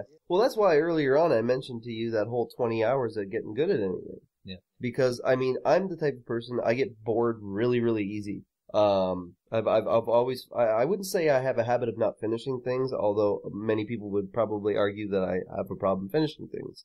But the problem with me is that I get onto an idea, and then I think of something else that's twice as cool to do with my time, and then I put that idea aside and I go to do that. So I'm always picking up new skill sets. And I don't see it as a bad thing. Some of the most brilliant people that we refer to in history were like that. Leonardo da Vinci was notorious for never finishing anything. And the few things he did finish were absolute, undisputed masterpieces. But, this whole idea of, do this one thing, do it as well as you can, and don't do anything else. No, sample what the world has to offer. Learn what you want to learn. Read what you want to read. Do what you want to do. But do it well for when you're doing it. And enjoy learning. There are some things we do need to finish once we start, like repairing an airplane before passengers board. You know what I mean, though. Just for your own self-interest. For that self-fulfillment. There are so many people I know personally in my real life, whether you're talking about religion or politics or just general day-to-day stuff, where they work, they go home, they watch the game, they drink their beer, they go to bed, they work, and they just repeat this cycle, and they don't do anything beyond it. And I couldn't live like that. It would drive me insane. Well, even skepticism, Terry's talking about this aspect of inner skepticism. Yeah. A lot of skeptics don't really go there very often, or at least they haven't formally thought about it. Skepticism is a good example too. Everyone's learning a different element. You're always trying to put it together, more tightly. I think projects are the same way. I hope it's a sign of greatness. I've always got several projects, and I don't finish them all. I think that having several projects and being the type of person, or learning to become the type of person that wants to be driven towards doing multiple things, is not a key to an open mind, but it's a sign of an open mind. Because as soon as you stop having an interest in learning new things, you close your mind. You're done. I think it's what's interesting is that actually what you guys are talking about now really reminds me of Sam Harris's book, The Moral Landscape. Have you guys read that? Yeah. Well, I listened to it like a while ago. Yeah, it's good. And anyway, you like it? Did you like it? Yeah. I thought it was fantastic. I would say it describes my take on morality fairly accurately, almost to a T. Yeah. But I just think it's interesting that everyone, there's no wrong answer to how to be content and happy, aside from if you're doing something that hurts other people. That would be a wrong answer. I guess a low point on the moral landscape. But like, I just think like you describe like someone who has a lot of different projects on the go. I'm not like that at all, actually. If you were to see me in my regular everyday life, like just in terms of what I'm doing, like it would seem pretty mundane. I go to work, I'm there for 7.5 hours, I come home, I have supper, my wife and I might watch some TV together, we'll chat, We, I don't know, we might go out. We're very much homebodies type thing. We like staying home. And then, but where I really, really, where my passion lies is very much in a very philosophical way of thinking about things. And I mean, I guess you can gather that from me talking about all the self-reflection and stuff I do. Like, I get so much out of that. I get so much out of reading and learning new things through science. Like, that's my thing. That's what really keeps me going. Mm-hmm. And so, like, on the surface, my life probably looks pretty mundane, but like for me, like some of this stuff that I read about, that I learn about, just going online and talking, just doing this radio show, like right now, like since I've become more active in the online community and more vocal and finding more people that are like me, that think the same way and that I can talk to about these things, like my life has been so much more enriched just with that little bit, Mm-hmm. Yeah. So no, it makes sense. And so I'm just going to try and summarize what you said there. You agree with me. I like that. How'd you get there? Explain it to me. No, that will take effort. No, it just seems like, if you peer below the surface, you have a lifelong love of learning new things and interacting with people. But to take a casual glance at your life, you would probably miss that's under the surface. Yeah, exactly. And I think that actually illustrates that a very important truth to not, and it's a cliche to not judge a book by its cover. Mm-hmm. You know what I mean? Like a lot of the people who live in the town I'm living in now, what they do with their spare time is they're on their snowmobile, they're on their four-wheeler, they're out in the woods in their cabin, they're outdoors all the time. To them, a life that's not lived out doing that kind of stuff isn't much of a life, right? Yeah. Since I've been here, I can't tell you, it's countless times I've been asked, when are you going to get your snow machine? When are you going to get your snowmobile? When are you going to get your toys? A boy got to have his toys. And every time someone said that to me, I want to punch them in the fucking face. Because I want to say, I hate, these gender stereotypes towards men and stuff, and it just bugs me because I'm totally the opposite of, the stereotypical male. And so you had to here in rural Newfoundland, you have to deal with that constantly. Now, I know that women have to deal with the same thing, but I'm going to tell you right now, it drives me crazy. You know what I mean? I literally, one time, I was talking with the same guy that I work with, and he was describing his extended family and how he was at this gathering one time, and usually all the men, they're out by the door having a smoke or having a drink and whatever, talking about whatever, their snowmobiles and various things with engines in them, and the women are in the kitchen, right, talking. Yeah. And he described as the husband of one of his relatives or whatever. He's the opposite. He'll be in the kitchen with the women talking, helping them and that sort of thing. And he had this contempt for that man. Oh. It was literally a contempt. He was pissed off because he didn't think it was right for him to break that social norm. He didn't think it was right that his wife would often say, oh, because a lot of the other men, the stereotypical man, they don't like to do housework. Or I always say, who likes doing housework, man or woman? There are a few, I'm sure, but not many who just love doing the house chores. But anyway, a lot of these men that are out by the door smoking and drinking and talking about their whatever engine they got vibrating between their legs, they're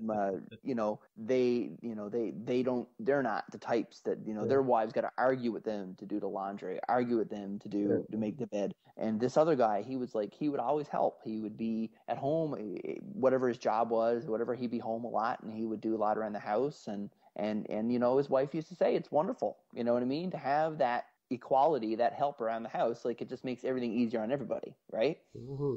And the contempt that this guy had for this other man was palpable. And it wasn't even silent, it was just right out there. Yeah, and I remember saying to him, I said, Rick, I said, you've just described me. And that's how I am. That's I mean, not 100% of the time. I've kind of evened out, but think about it. I was raised with 3 older sisters. I was the youngest. I was raised basically by women, right? I'm very comfortable with women. I don't have a problem being friends with women. I can spend a lot of time with women. Like, it doesn't bother me. And I don't mind doing stuff around the house and helping, and like, it doesn't bother me even in a little bit. And like, when I said that to him, he didn't know what to say, obviously. And I said, like, you know, did you ever think that maybe part of the reason why he doesn't go to spend time out around the door with you guys is because you guys would judge him for that? And he said, no, I never thought about that. And I was like, well, maybe you should. For beloved Dallas evangelist Jonathan Bell, as even more agents of darkness were dispatched to his one-bedroom apartment. You know, I had a demon even come in my apartment 3 weeks ago. Serious spirits indeed. I couldn't even talk to the demon. I couldn't even open my mouth. And he held me on the floor and he said, Jonathan Bell, I'm going to kill you, and you're not going to preach the word. Well, I got the news for you, devil. Preach this word of God until the day I die, and if no one wants to support my ministry, I'll find people who will support it, and I'll preach the word of God, and I'll send people books like Dress to Kill. It's so weird listening to you describe that upbringing, though. Like, I didn't have multiple sisters. I only had one. She passed away 12 years ago, which was my beginning of the end for any faith I held on to. Yeah. But beyond that, to your point about upbringing, when I was growing up, all the men, like, I'd fly out to New Glasgow every summer and drive down to Trenton to go to my grandfather's cabin. And the whole family would get together and we'd go out there and we'd hang out, and all the women would be in the kitchen, you know, preparing whatever meal was about to be had. Rightly so. Yeah, and rightly. Oh no, it was never an assumed, you know, you must do this. It was just what they did. Yeah, my family's the same way. The women actually would like chase men out of the kitchen if they like, you're in our way. Get out. Yeah. And I think that, and I want to say too, like, you know, I think that you need to go where you're comfortable. If that's what you enjoy, that's fine. But why do you give so much of a shit about what other people like to do? Yeah. Right? Anyway, continue. No, that's fine. And then what ended up happening was as a young kid, I wanted to be around the guys. You know, so I wanted to be around my uncles and my grandfather and my dad. And I was a hyper kid, so I was just don't bother us right now. Please be seen, not heard. You know. Just go back in with the women. And so a majority of my youth, I kind of seem to recall being around the women. And now it's the same for me. I make friends with women generally easier than most guys. I was a stay-at-home dad for a number of years. I'm out of school until I go back in the fall, so I'm going to be a stay-at-home dad for the summer again, just to kind of keep care of the house. I clean, I cook, I do these things, and I don't consider them to be unmasculine jobs. Right. You know what I mean? Like, I still cut the grass and do the gardening and house repairs too. I'm not inept. If you ever want a really great example of how that type of thinking is really stupid and self-destructive, thinking that this is women's work, I remember learning about George Washington getting his army together for the first time when the Revolution broke out. This is before even the Declaration of Independence. It's outside of Boston. And the guys that composed his army, most of them were not even regular militia. From the different states. They were just people that had been gathered up. So these guys were like all hillbillies. Yeah. And the main thing he spent his time doing was teaching them to bathe, wash their hands, make their food, and wash their clothes. Because before he got there, they weren't even washing their clothes. They didn't know how. So you can imagine they stank like crazy. There was illness in the camp. Oh yeah, because it was all woman's work. Almost his entire career was spent trying to get after his own soldiers to keep themselves from smelling like shit. Teaching men to bathe, that's socialism. I got my Prius. You can't tell me I have to bathe. No, but I honestly think that for a young man to grow up with a healthy attitude towards women, he needs strong women in his life. And you know, maybe when a man has a son, some of them will take the son by the hand and raise them from a purely male-centric worldview. And you know, you're going to do all this with me. No, your sister can go do that. But my family, even though they had this kind of men here, women there dynamic earlier on, it has really shifted over the last 30 years, and it's actually fun to see. Yeah. But with that, though, I do have to get back to my family, so I'll let you finish what you're going to say, and then I'm going to deke out and let you and Corey finish up the conversation. Yeah, I was just going to say that, I think you're right about that. Sometimes it's just natural, like what people do. And like, it's not like this, like, it's not like even though like I have a big problem with gender stereotypes and stuff, I don't really buy into this idea of a conspiratorial patriarchy. You know what I mean? Like, I'm not trying to go there because it just makes my head hurt. But I don't believe that there's any sort of conspiracy by anybody to keep anyone down. But I think that there's a lot of institutionalized sexism that we still have yet to throw off, right? And anyway, so I'm just going to say that. That's basically what I was going to say. So. Smashlock has left, but I think he would have agreed with your point. Well, sexism it's more specific, but just in general, there's still leftover, shall we say, unfounded biases of like, stereotypes. As a father, I have learned that a lot of the stereotypes I was taught by the previous generation growing up about the roles of what mothers and fathers are like, I found it to be useless. The things that they said to me have not turned out to be true.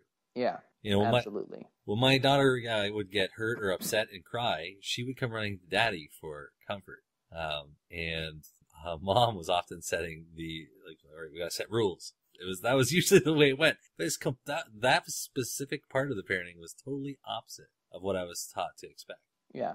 And I think that this, I agree that a patriarchal type systems of beliefs like Christianity and stuff like that, they do indeed create the gender roles that we're familiar with for women and for men, right? So that's why I think like speaking out against religion and trying to break these types of things down is one of the biggest things we need to do. And for people to recognize that it's the remnants of these religions and these so-called traditional values in our society. It's the remnants of these values in our society which creates these attitudes, right? So the more skeptical, the more we think about, because like there's a lot, I know atheists, I do know, not atheists, but I know not really religious people who are not very religious who do have these kinds of attitudes, right? And like you sometimes wonder, where do they come from? But it's because they're ingrained in our society, And I think people need to start thinking about more often, thinking about why women are a certain way on average or why men are a certain way on average. And it might be, it's not because of genetics. It's not because of that. It is because we still have a lot of kinks to work out of our social construct. Well, our social construct is part of our evolution. We separate them, but really, as we evolve, our social development will go along with the way we change our environment and the way that we're moving forward. I agree with you. There's a lot of sexism. I would say the way that I do it is I will separate some issues based along predispositions that are generally trends. I will not say that women must be this way or men must be that way. But I'm okay with observations of saying men generally tend towards this, women generally tend towards that. As long as it's not extreme, as long as they can back it up with something. Yeah. Well, and the reason this is kind of in my mind right now because I watched the episode of Mythbusters last night, and they were testing the phrase "you throw like a girl," right? And it was all very tongue in cheek and everything, but how they tested it was like pretty genius. I mean, they didn't have a huge sample size, so I mean, the validity of it could be argued. But anyway, they tested like 4 pairs of men and women from different age groups all the way up, and they basically had them throw a baseball into a target, and they measured their speed and measured their accuracy. And anyways, so what was interesting was that they found that the men did throw different than the women. And they found that the men tended to throw very similar to their control or they had a Major League Baseball player there. Yeah. And he threw to kind of say, look, this would be like the ideal perfect thrower, right?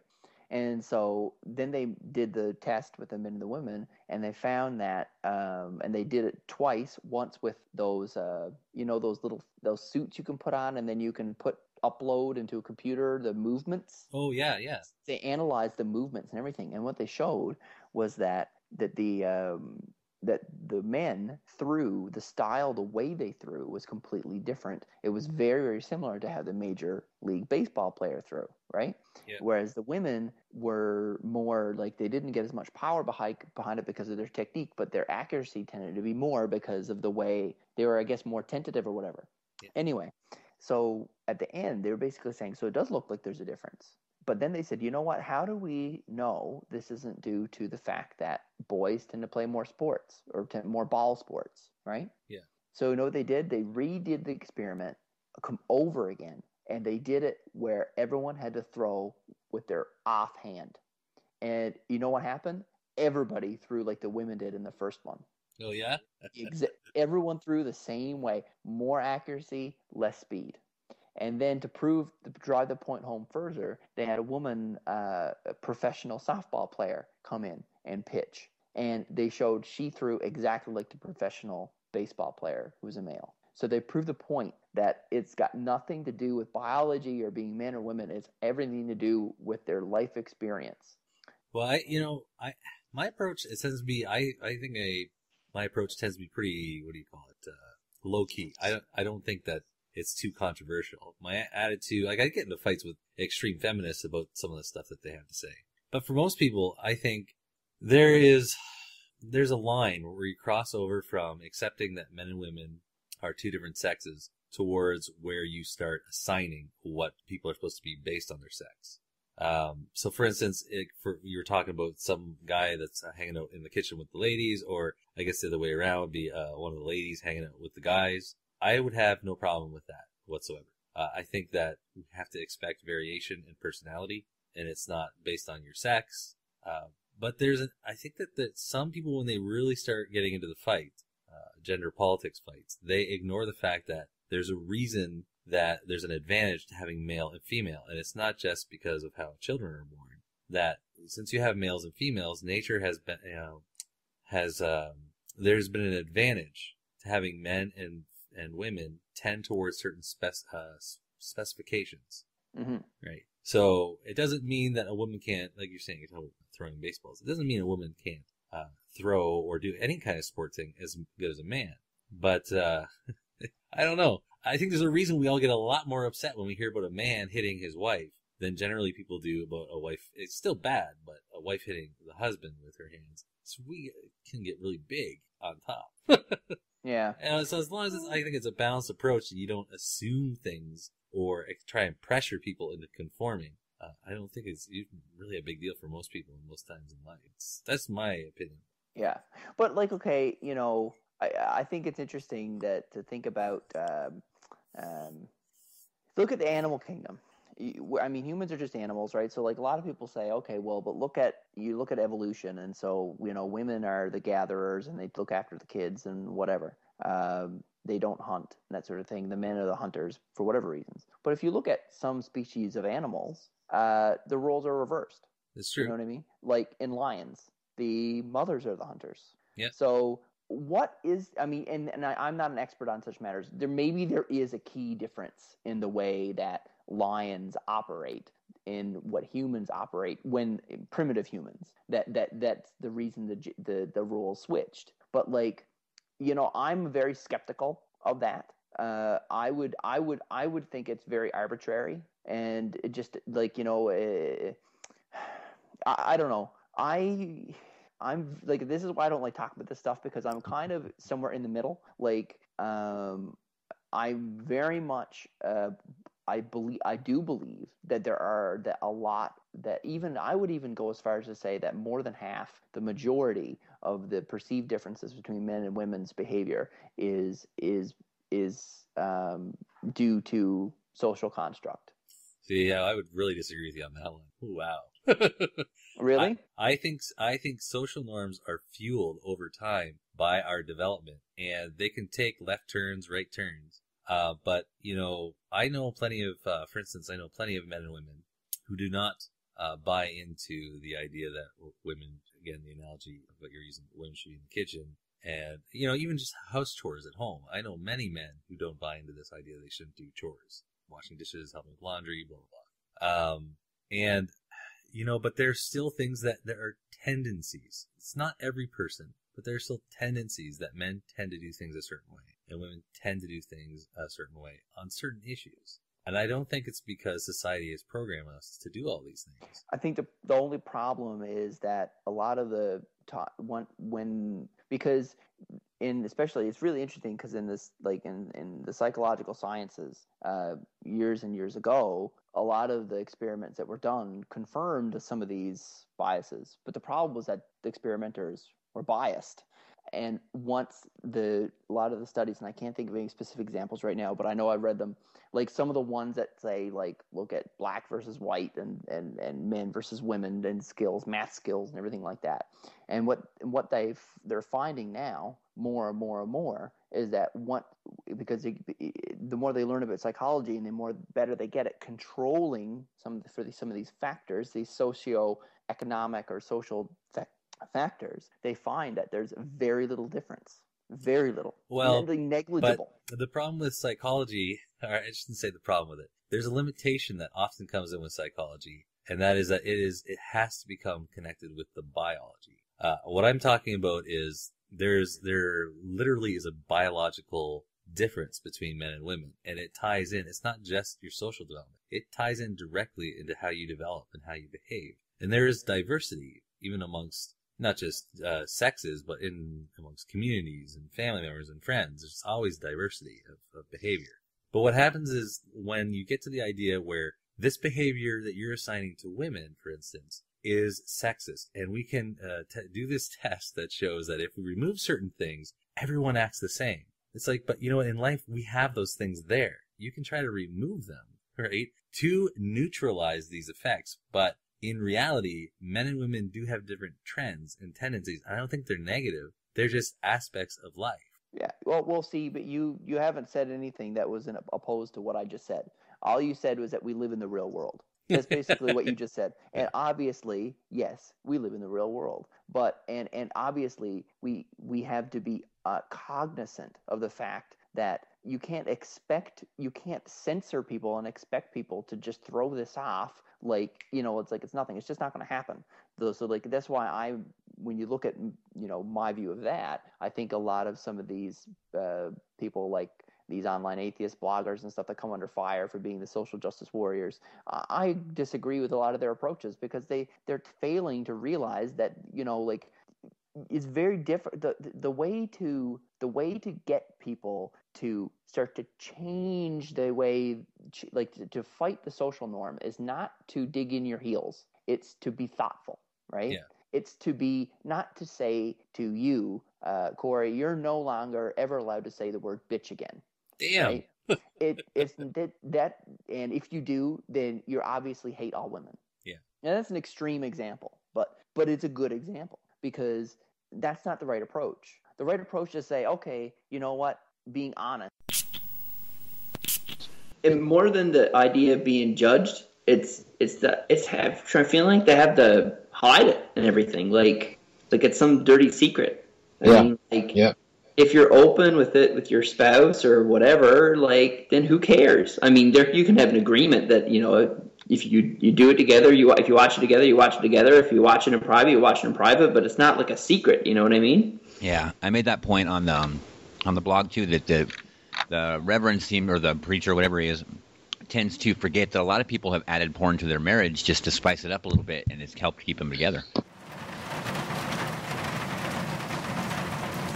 I had this discussion with Brian when we were on that other project, and I was saying, I think that it's important in a friendship to be able to say, look, I have this issue, and maybe I would appreciate that, but not pissed off, but could you just mind this because I have a sensitivity to this or whatever, right? Yeah. I think between friends and a mutual respect, I think there's nothing wrong with that. Right. Yeah.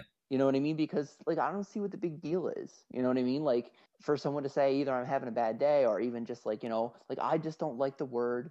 I hate the word fag. I don't use it myself. I don't tell people they're horrible people if they use it. I don't tell them that that it should be banned because I don't think that fixes anything. But I think that people should be cognizant and mindful of where they are, who they're with, and think about how they use words, right? Yeah, I can agree with that. Yeah. And so that's where I think this thing comes in, you be thoughtful towards people. You try to raise their consciousness to a point where maybe they can say to themselves, just to come back to what we were talking about, well, you know what? Yes, we live in the real world, and all of these things, social things, come into play. It's part of what we have to deal with every day. So yes, there are going to be tendencies. Regardless of where the tendencies came from, they're there. But if we're thoughtful about where they're rooted, right? Like, if we're thoughtful about where they're rooted, then we can kind of slowly change the way we think about other people as individuals, right? How do I put this? I think there's a healthy way to look at change, and there's also unhealthy. Maybe that's what we're getting at here. People who look at people around them and go, I think this is all wrong. Everyone needs to think the way I do, and now let's change them to think that way. That's a really destructive approach, I think. Absolutely. Well, I mean, I even said when I was talking about my own approach to life earlier, I was talking about how, you know, you need to get out of this idea that people all think the same way, right? Like, they don't have to think the same way. They will not all think the same way. You need to have some understanding for people that a lot of people don't have the same life experiences as you. They have no idea of what sexism is. You know what I mean? Like, and it doesn't mean that they're horrible people. It just means that they're ignorant, right? And the best thing you can do is try to help them understand. Don't tell them that they're misogynists, women haters, or rape apologists and all this kind of stuff using this inflammatory language. I mean, that's inflammatory language, right? That's the exact same thing that they're fighting against. Yeah. Like, it's so hypocritical, right? Yep. And like, you know, I honestly think the best thing I ever heard on this topic was Al Stefanelli was doing this podcast on Friday nights, and I can't remember what it was called now, but he had this hour-long or like 2-hour-long special where he had like a prominent feminist and like a whole different people who came on and basically weighed in on a lot of these questions. And like most of the feminists that are very, very, very well known for their work in that field do not share the same attitudes as these social justice warriors. Oh, the distinction between people in actual feminism as it is, as opposed to people who claim the mantle, but they run in the more wild packs, shall we say? Yeah, exactly. Like they're the women who are esteemed and act like academics. And I'm not trying to say, like, I'm not trying to be an elitist, but I'm just trying to say that they're women that came from what would you call it, like the suffragist movement and all this, you know, they came all the way up through, they've seen the whole evolution, right? And they've got like 30 or 40 years of experience to look at where we are now versus where we were. And they can say, look, we still have a ways to go, but you know what? We're doing pretty good. And they can also say that, you know what? These extreme methods that people use are not going to change people's minds or get people to be any less sexist or whatever. Right. You know what I mean? Yeah. And like I also think that there's an important distinction to be made that you can say something that's sexist and not be a sexist. You know what I mean? Like, you can say something that is racist and not be really a card-carrying racist. There's a difference. You know what I mean? Because it just depends. Like, if someone says, I hate niggers, then yes, okay, you're a racist. There is a very good chance. You are a card-carrying racist. You're probably registered with KKK. You know what I mean? Yeah, exactly what you're talking about. That is the kind of the well-understood, often extreme right type of racism that we're aware of. But in order to be biased or bigoted against someone, there is also subtler ways to do it. And there's like a totally different type of more manufactured speech that it takes sometimes to figure out, you know, I think this person is a raging sexist. Yeah. But the way they're expressing it, I'm not sure. And you watch for a while and it's like, yeah, I don't like what they're saying. Yeah, exactly. Yeah. And I think, you know, I think you need to pay it. And I think the problem with this big fight that's going on the internet is that people don't know each other. right? It's just like we said before, it's the Stanford prison experiment. It's so easy to get so angry at someone who all you've had is a dozen email exchanges with. You've never met them face to face. You don't know what their real life is like. Well, right? there's, as far as the actual like figures that kind of act as the figureheads, or I would call them leaders, but it's more like figureheads as a most part. The biggest problem I run into is people who are not willing to acknowledge the fact that they might have been wrong. That is an attitude, it's a whole different problem. It wouldn't even matter if it wasn't connected to this. Just that kind of attitude that this is, everyone likes what I've been saying. Then all of a sudden someone's criticizing me. Well, I think I'm going to listen just to the people who like me. Well, and I think that, like, what's interesting too is that we shouldn't become disconnected from our emotions when someone's like, even when one of these people online gets really upset because someone used a word in a way they didn't like it. Like, we should not be in the habit of dismissing people, no matter how extreme they are, right? I don't think it's appropriate. Now, I mean, like, that being said, yes, sometimes I'm not saying don't criticize. Yeah. I'm saying don't dismiss. I'm saying maybe you should look a little further, because I know, I find this whole thing very stressful, because I am not at all a prejudiced person. I know I've had prejudiced views in the past. They've changed. I've grown a lot. I continue to grow. Right? Yeah, with experience, exposure. Absolutely. But I mean, like, I've looked online. I have my blog is on Tumblr. Part of the reason I don't go on my blog very much anymore is because Tumblr is filled with these people, right? Yeah. That are these social justice warriors. They're yelling and screaming at each other constantly. And like, I remember when it first started to turn that way, I used to spend a bit of time reading it, and I did have my consciousness raised to some degree, in the sense that it made me check some of my beliefs and read into it. And I said, you know what? Maybe I should be just a little bit skeptical of this. I never thought about this a different way. But I never once felt like, okay, now I need to jump on their bandwagon and start yelling at people. You know what I mean? Yeah. Dismissing people outright can sometimes lose. Something's lost in translation. Doesn't mean that you have to condone everything they say. It just means that if you're shut down, you should never be shutting down. You should always be trying to rise above and see the forest for the trees, see something more, see what's really there. And sometimes you might find that this person is just absolutely just a raging idiot that doesn't care about sexism or feminism or anything. All they care about is drama, and they care about putting people down and whatever. But I just have this thing in my mind that sometimes I wonder, if someone's acting this way, what is their life experience? Like, what's driving them? I try to have that little tweak of empathy, of just curiosity. Yeah. Like, what's driving them? If they're this upset, and it really does seem like they're this upset, did something happen to them? That doesn't necessarily make valid every argument or everything they say. Yeah. But when you go there, when you put yourself there, like, what is this person experiencing in their life to have this reaction? It gives you a moment where you can go, you know what? Maybe I shouldn't dismiss this person. I don't have to engage them, right? You don't have to go there, but you can ask yourself that question. What you're talking, that allows for much more constructive personal growth and how you deal with others, and even think of yourself, I guess, when you reflect. First time someone really brought that message across to me was years ago. I was listening to an audiobook. I can't remember the name of the guy who wrote it, but it was about, he was a journalist, and he met Mr. Rogers. Right. The kids, the kids entertainer. Yes, yeah. And they started a correspondence as the reporter's life fell apart. He got a divorce, like everything fell apart. And it's just his kind of experience talking to Mr. Rogers about where this calm, positive attitude he always had came from.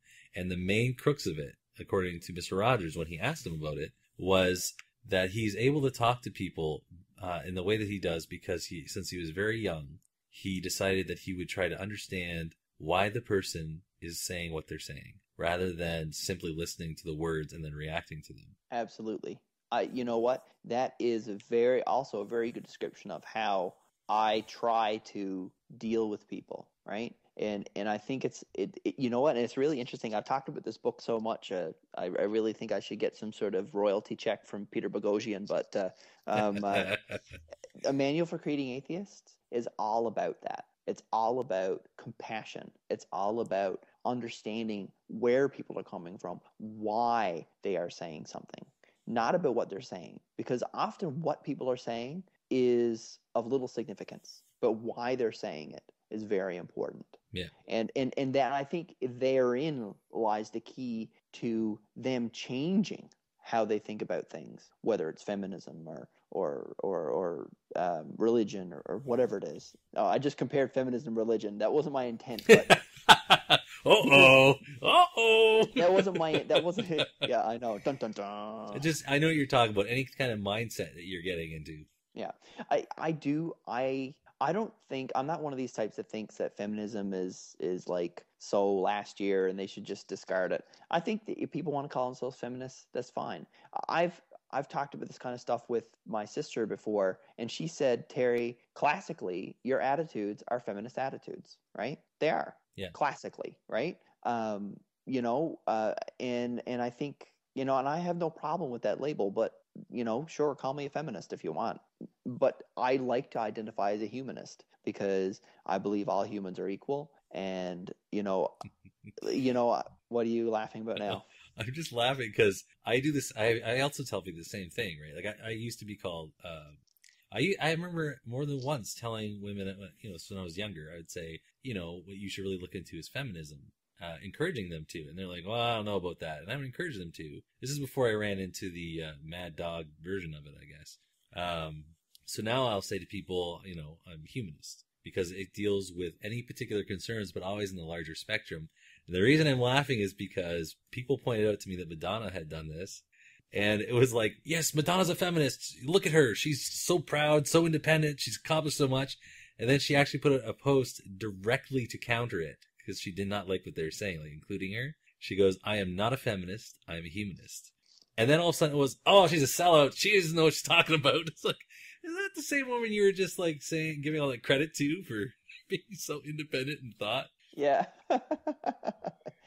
I think that's it. I honestly think that any feminist, anyone who considers themselves a feminist should probably be a humanist as well, right? They should be included in that. It's I don't know. This topic I find so stressful. it's very I don't know, humbling, because I don't think that any of the answers or any of the opinions are outrightly true, and you know what I mean. I don't think either side is 100%. Well, this is right. This is one of the things I enjoy listening to you and talking to you as well. But when you're doing your work, Terry, you're one of those people with an open attitude. You're willing to put your own ideas out there, but you are also considerate about what other people are their ideas are exchanging with yours. I think that's very productive. Very productive. Yeah. Well, thank you. I appreciate that. That's what I try to do, and like I said, I'm not always successful, but I try to be very open, very. I like to challenge people. I just think that even a lot of my good friends online are very much in the opposite camp. They're very much like throwing down against feminism and all this kind of stuff. And I'm like, I just they're not when they start talking about feminists as this shitty group and all that kind of stuff. They're really, aren't they doing the exact same thing that they're you know what I mean? I don't know. They're painting a whole group of people with a brush. They're doing the same thing that they're criticizing the feminists for doing. Someone's got to break the cycle. You know what I mean? We need to quit it, right? We need to break the cycle, right? Not every feminist is crazy and has these extreme methods, and not every A-plusser is it. Well, it's an interesting challenge, right? Because so with definitions, I've had this particular discussion when it comes to definitions. Atheism will often be drawn as a comparison because my issue is, I think the problem is the term feminist. From the very beginning, it denotes, a lot of people think it means equality. That's not what it means. It's related to that topic very heavily, but it is, if you look at Oxford's definition of it, it is the promotion of women's rights on the grounds of equality. So that means that they do not, the idea that feminism is the same as, equality for women, that's not true. That's their goal, but there are going to be different approaches. And so the difference between that and a word like atheism, which some people try to equate, is atheism just means you don't believe in God. You don't have a theistic system that you subscribe to. So it comes with a lot of baggage. And so usually the term feminism is where I'll point to, okay, where we're going wrong here is this term. Is this really the term that you want to bring into this discussion? Or are we going to have a humanistic discussion which centers on issues revolving around women? Yeah. Well, I would argue too, like, to come back to, and I got to go in a few minutes. So, well, I've had you for quite a while today, so yeah, I know. Understandable. Well, it's funny because I told my wife I'd be about an hour or so, and she just walked over the stairs and she was like, "What's going on?" And but anyway, I'm getting pretty hungry. I had to go make supper and stuff anyway, so I'm probably going to be in trouble for even saying that now. Could you edit that out of the podcast? That'd be great. But anyway, no. I just think... You know what? I'm going to put a bleep there and just leave the part in where you asked me to edit it out. You should totally do that. That's hilarious. But I think, like, maybe back 20 years ago, maybe they needed to be a feminist movement. Yeah, right? I agree completely. The battles were very, very different 20, 40 years ago, especially. Yeah. So maybe now it needs to be a more of a humanist take on it, right?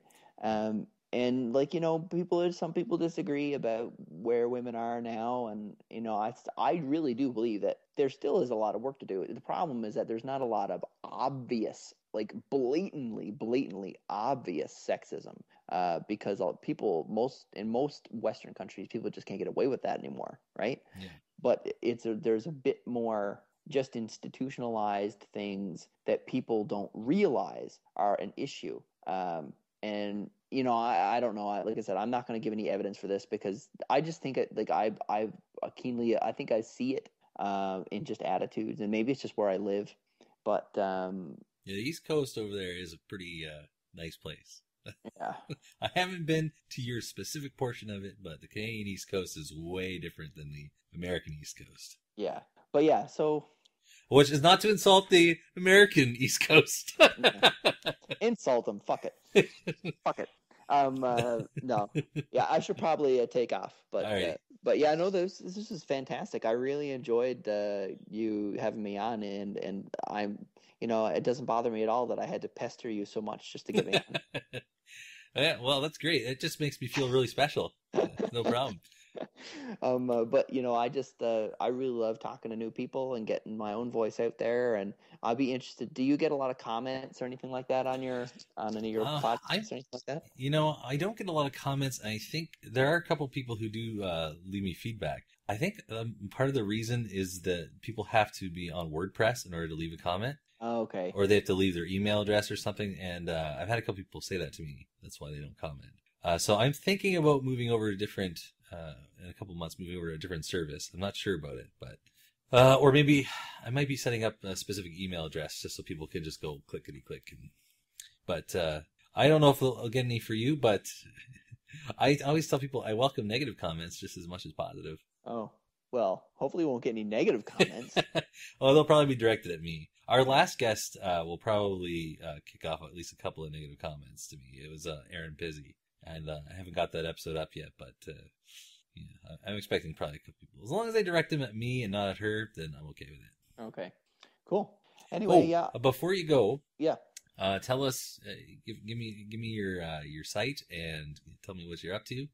Okay, my blog is theanalyzeatheist.tumblr.com. You can come check me out there. I haven't been blogging much the last few months for the reasons I already stated. But I do like to blog, and people still follow me, and so, I'm there if you want to go back through some of the archives, and occasionally I'm inspired to write something there.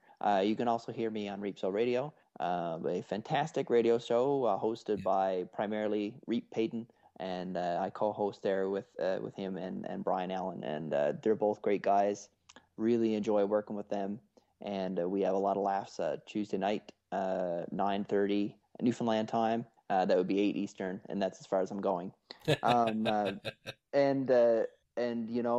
Everyone out there, you should listen to Mr. Dragonbeard's podcast, Apostasy Now. Fantastic podcast.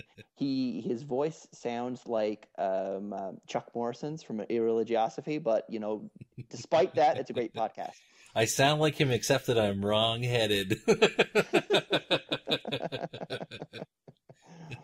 I'm just going to do a couple of little plugs for you now, because I couldn't think of any when it was like 4 o'clock in the morning that night. Apostasy now. Listen later. Well, I mean, I appreciate you taking a couple hours to talk to us, and I'm glad that Smashlock could be here. I always prefer when our guests get to talk to him as well. He's great. Yeah, for sure. No, it was a great time. Alrighty, so I will talk to you in not too long. We talk quite a bit, so if something massive happens, like a natural disaster, and you're the center of it, I'll contact you again, and you can tell us all about it. Okay, sounds good. All right, thanks, man. All right, no problem. See you later. All right, bye. Bye. It was a lot of fun having Terry back out and having a good conversation. I encourage you to follow him. I'm going to have links in the show notes as always. You can go to Tumblr and find The Analyzed Atheist. You can also listen to him, as he mentioned, co-hosting with Brian Allen and Reed Payton on Reepso Radio. You'll find him popping up in all kinds of places. He's got lots of friends. He's got a lot of interesting thoughts. And I have used you in bumpers, Terry, so don't worry. I'm going to use the new ones as well that you just provided in this show at some point. But everyone makes it to the bumper section of my show eventually. And, stay tuned. Hopefully next episode, Smashlock will be back, and we'll have a new guest. I'm not sure who. It'll be fun. We'll see you then. On Apostasy Now. Don't I know you? I stole the baby from you, Daikini, while you were taking a pee-pee. Cover your face! You were crawling with brownies.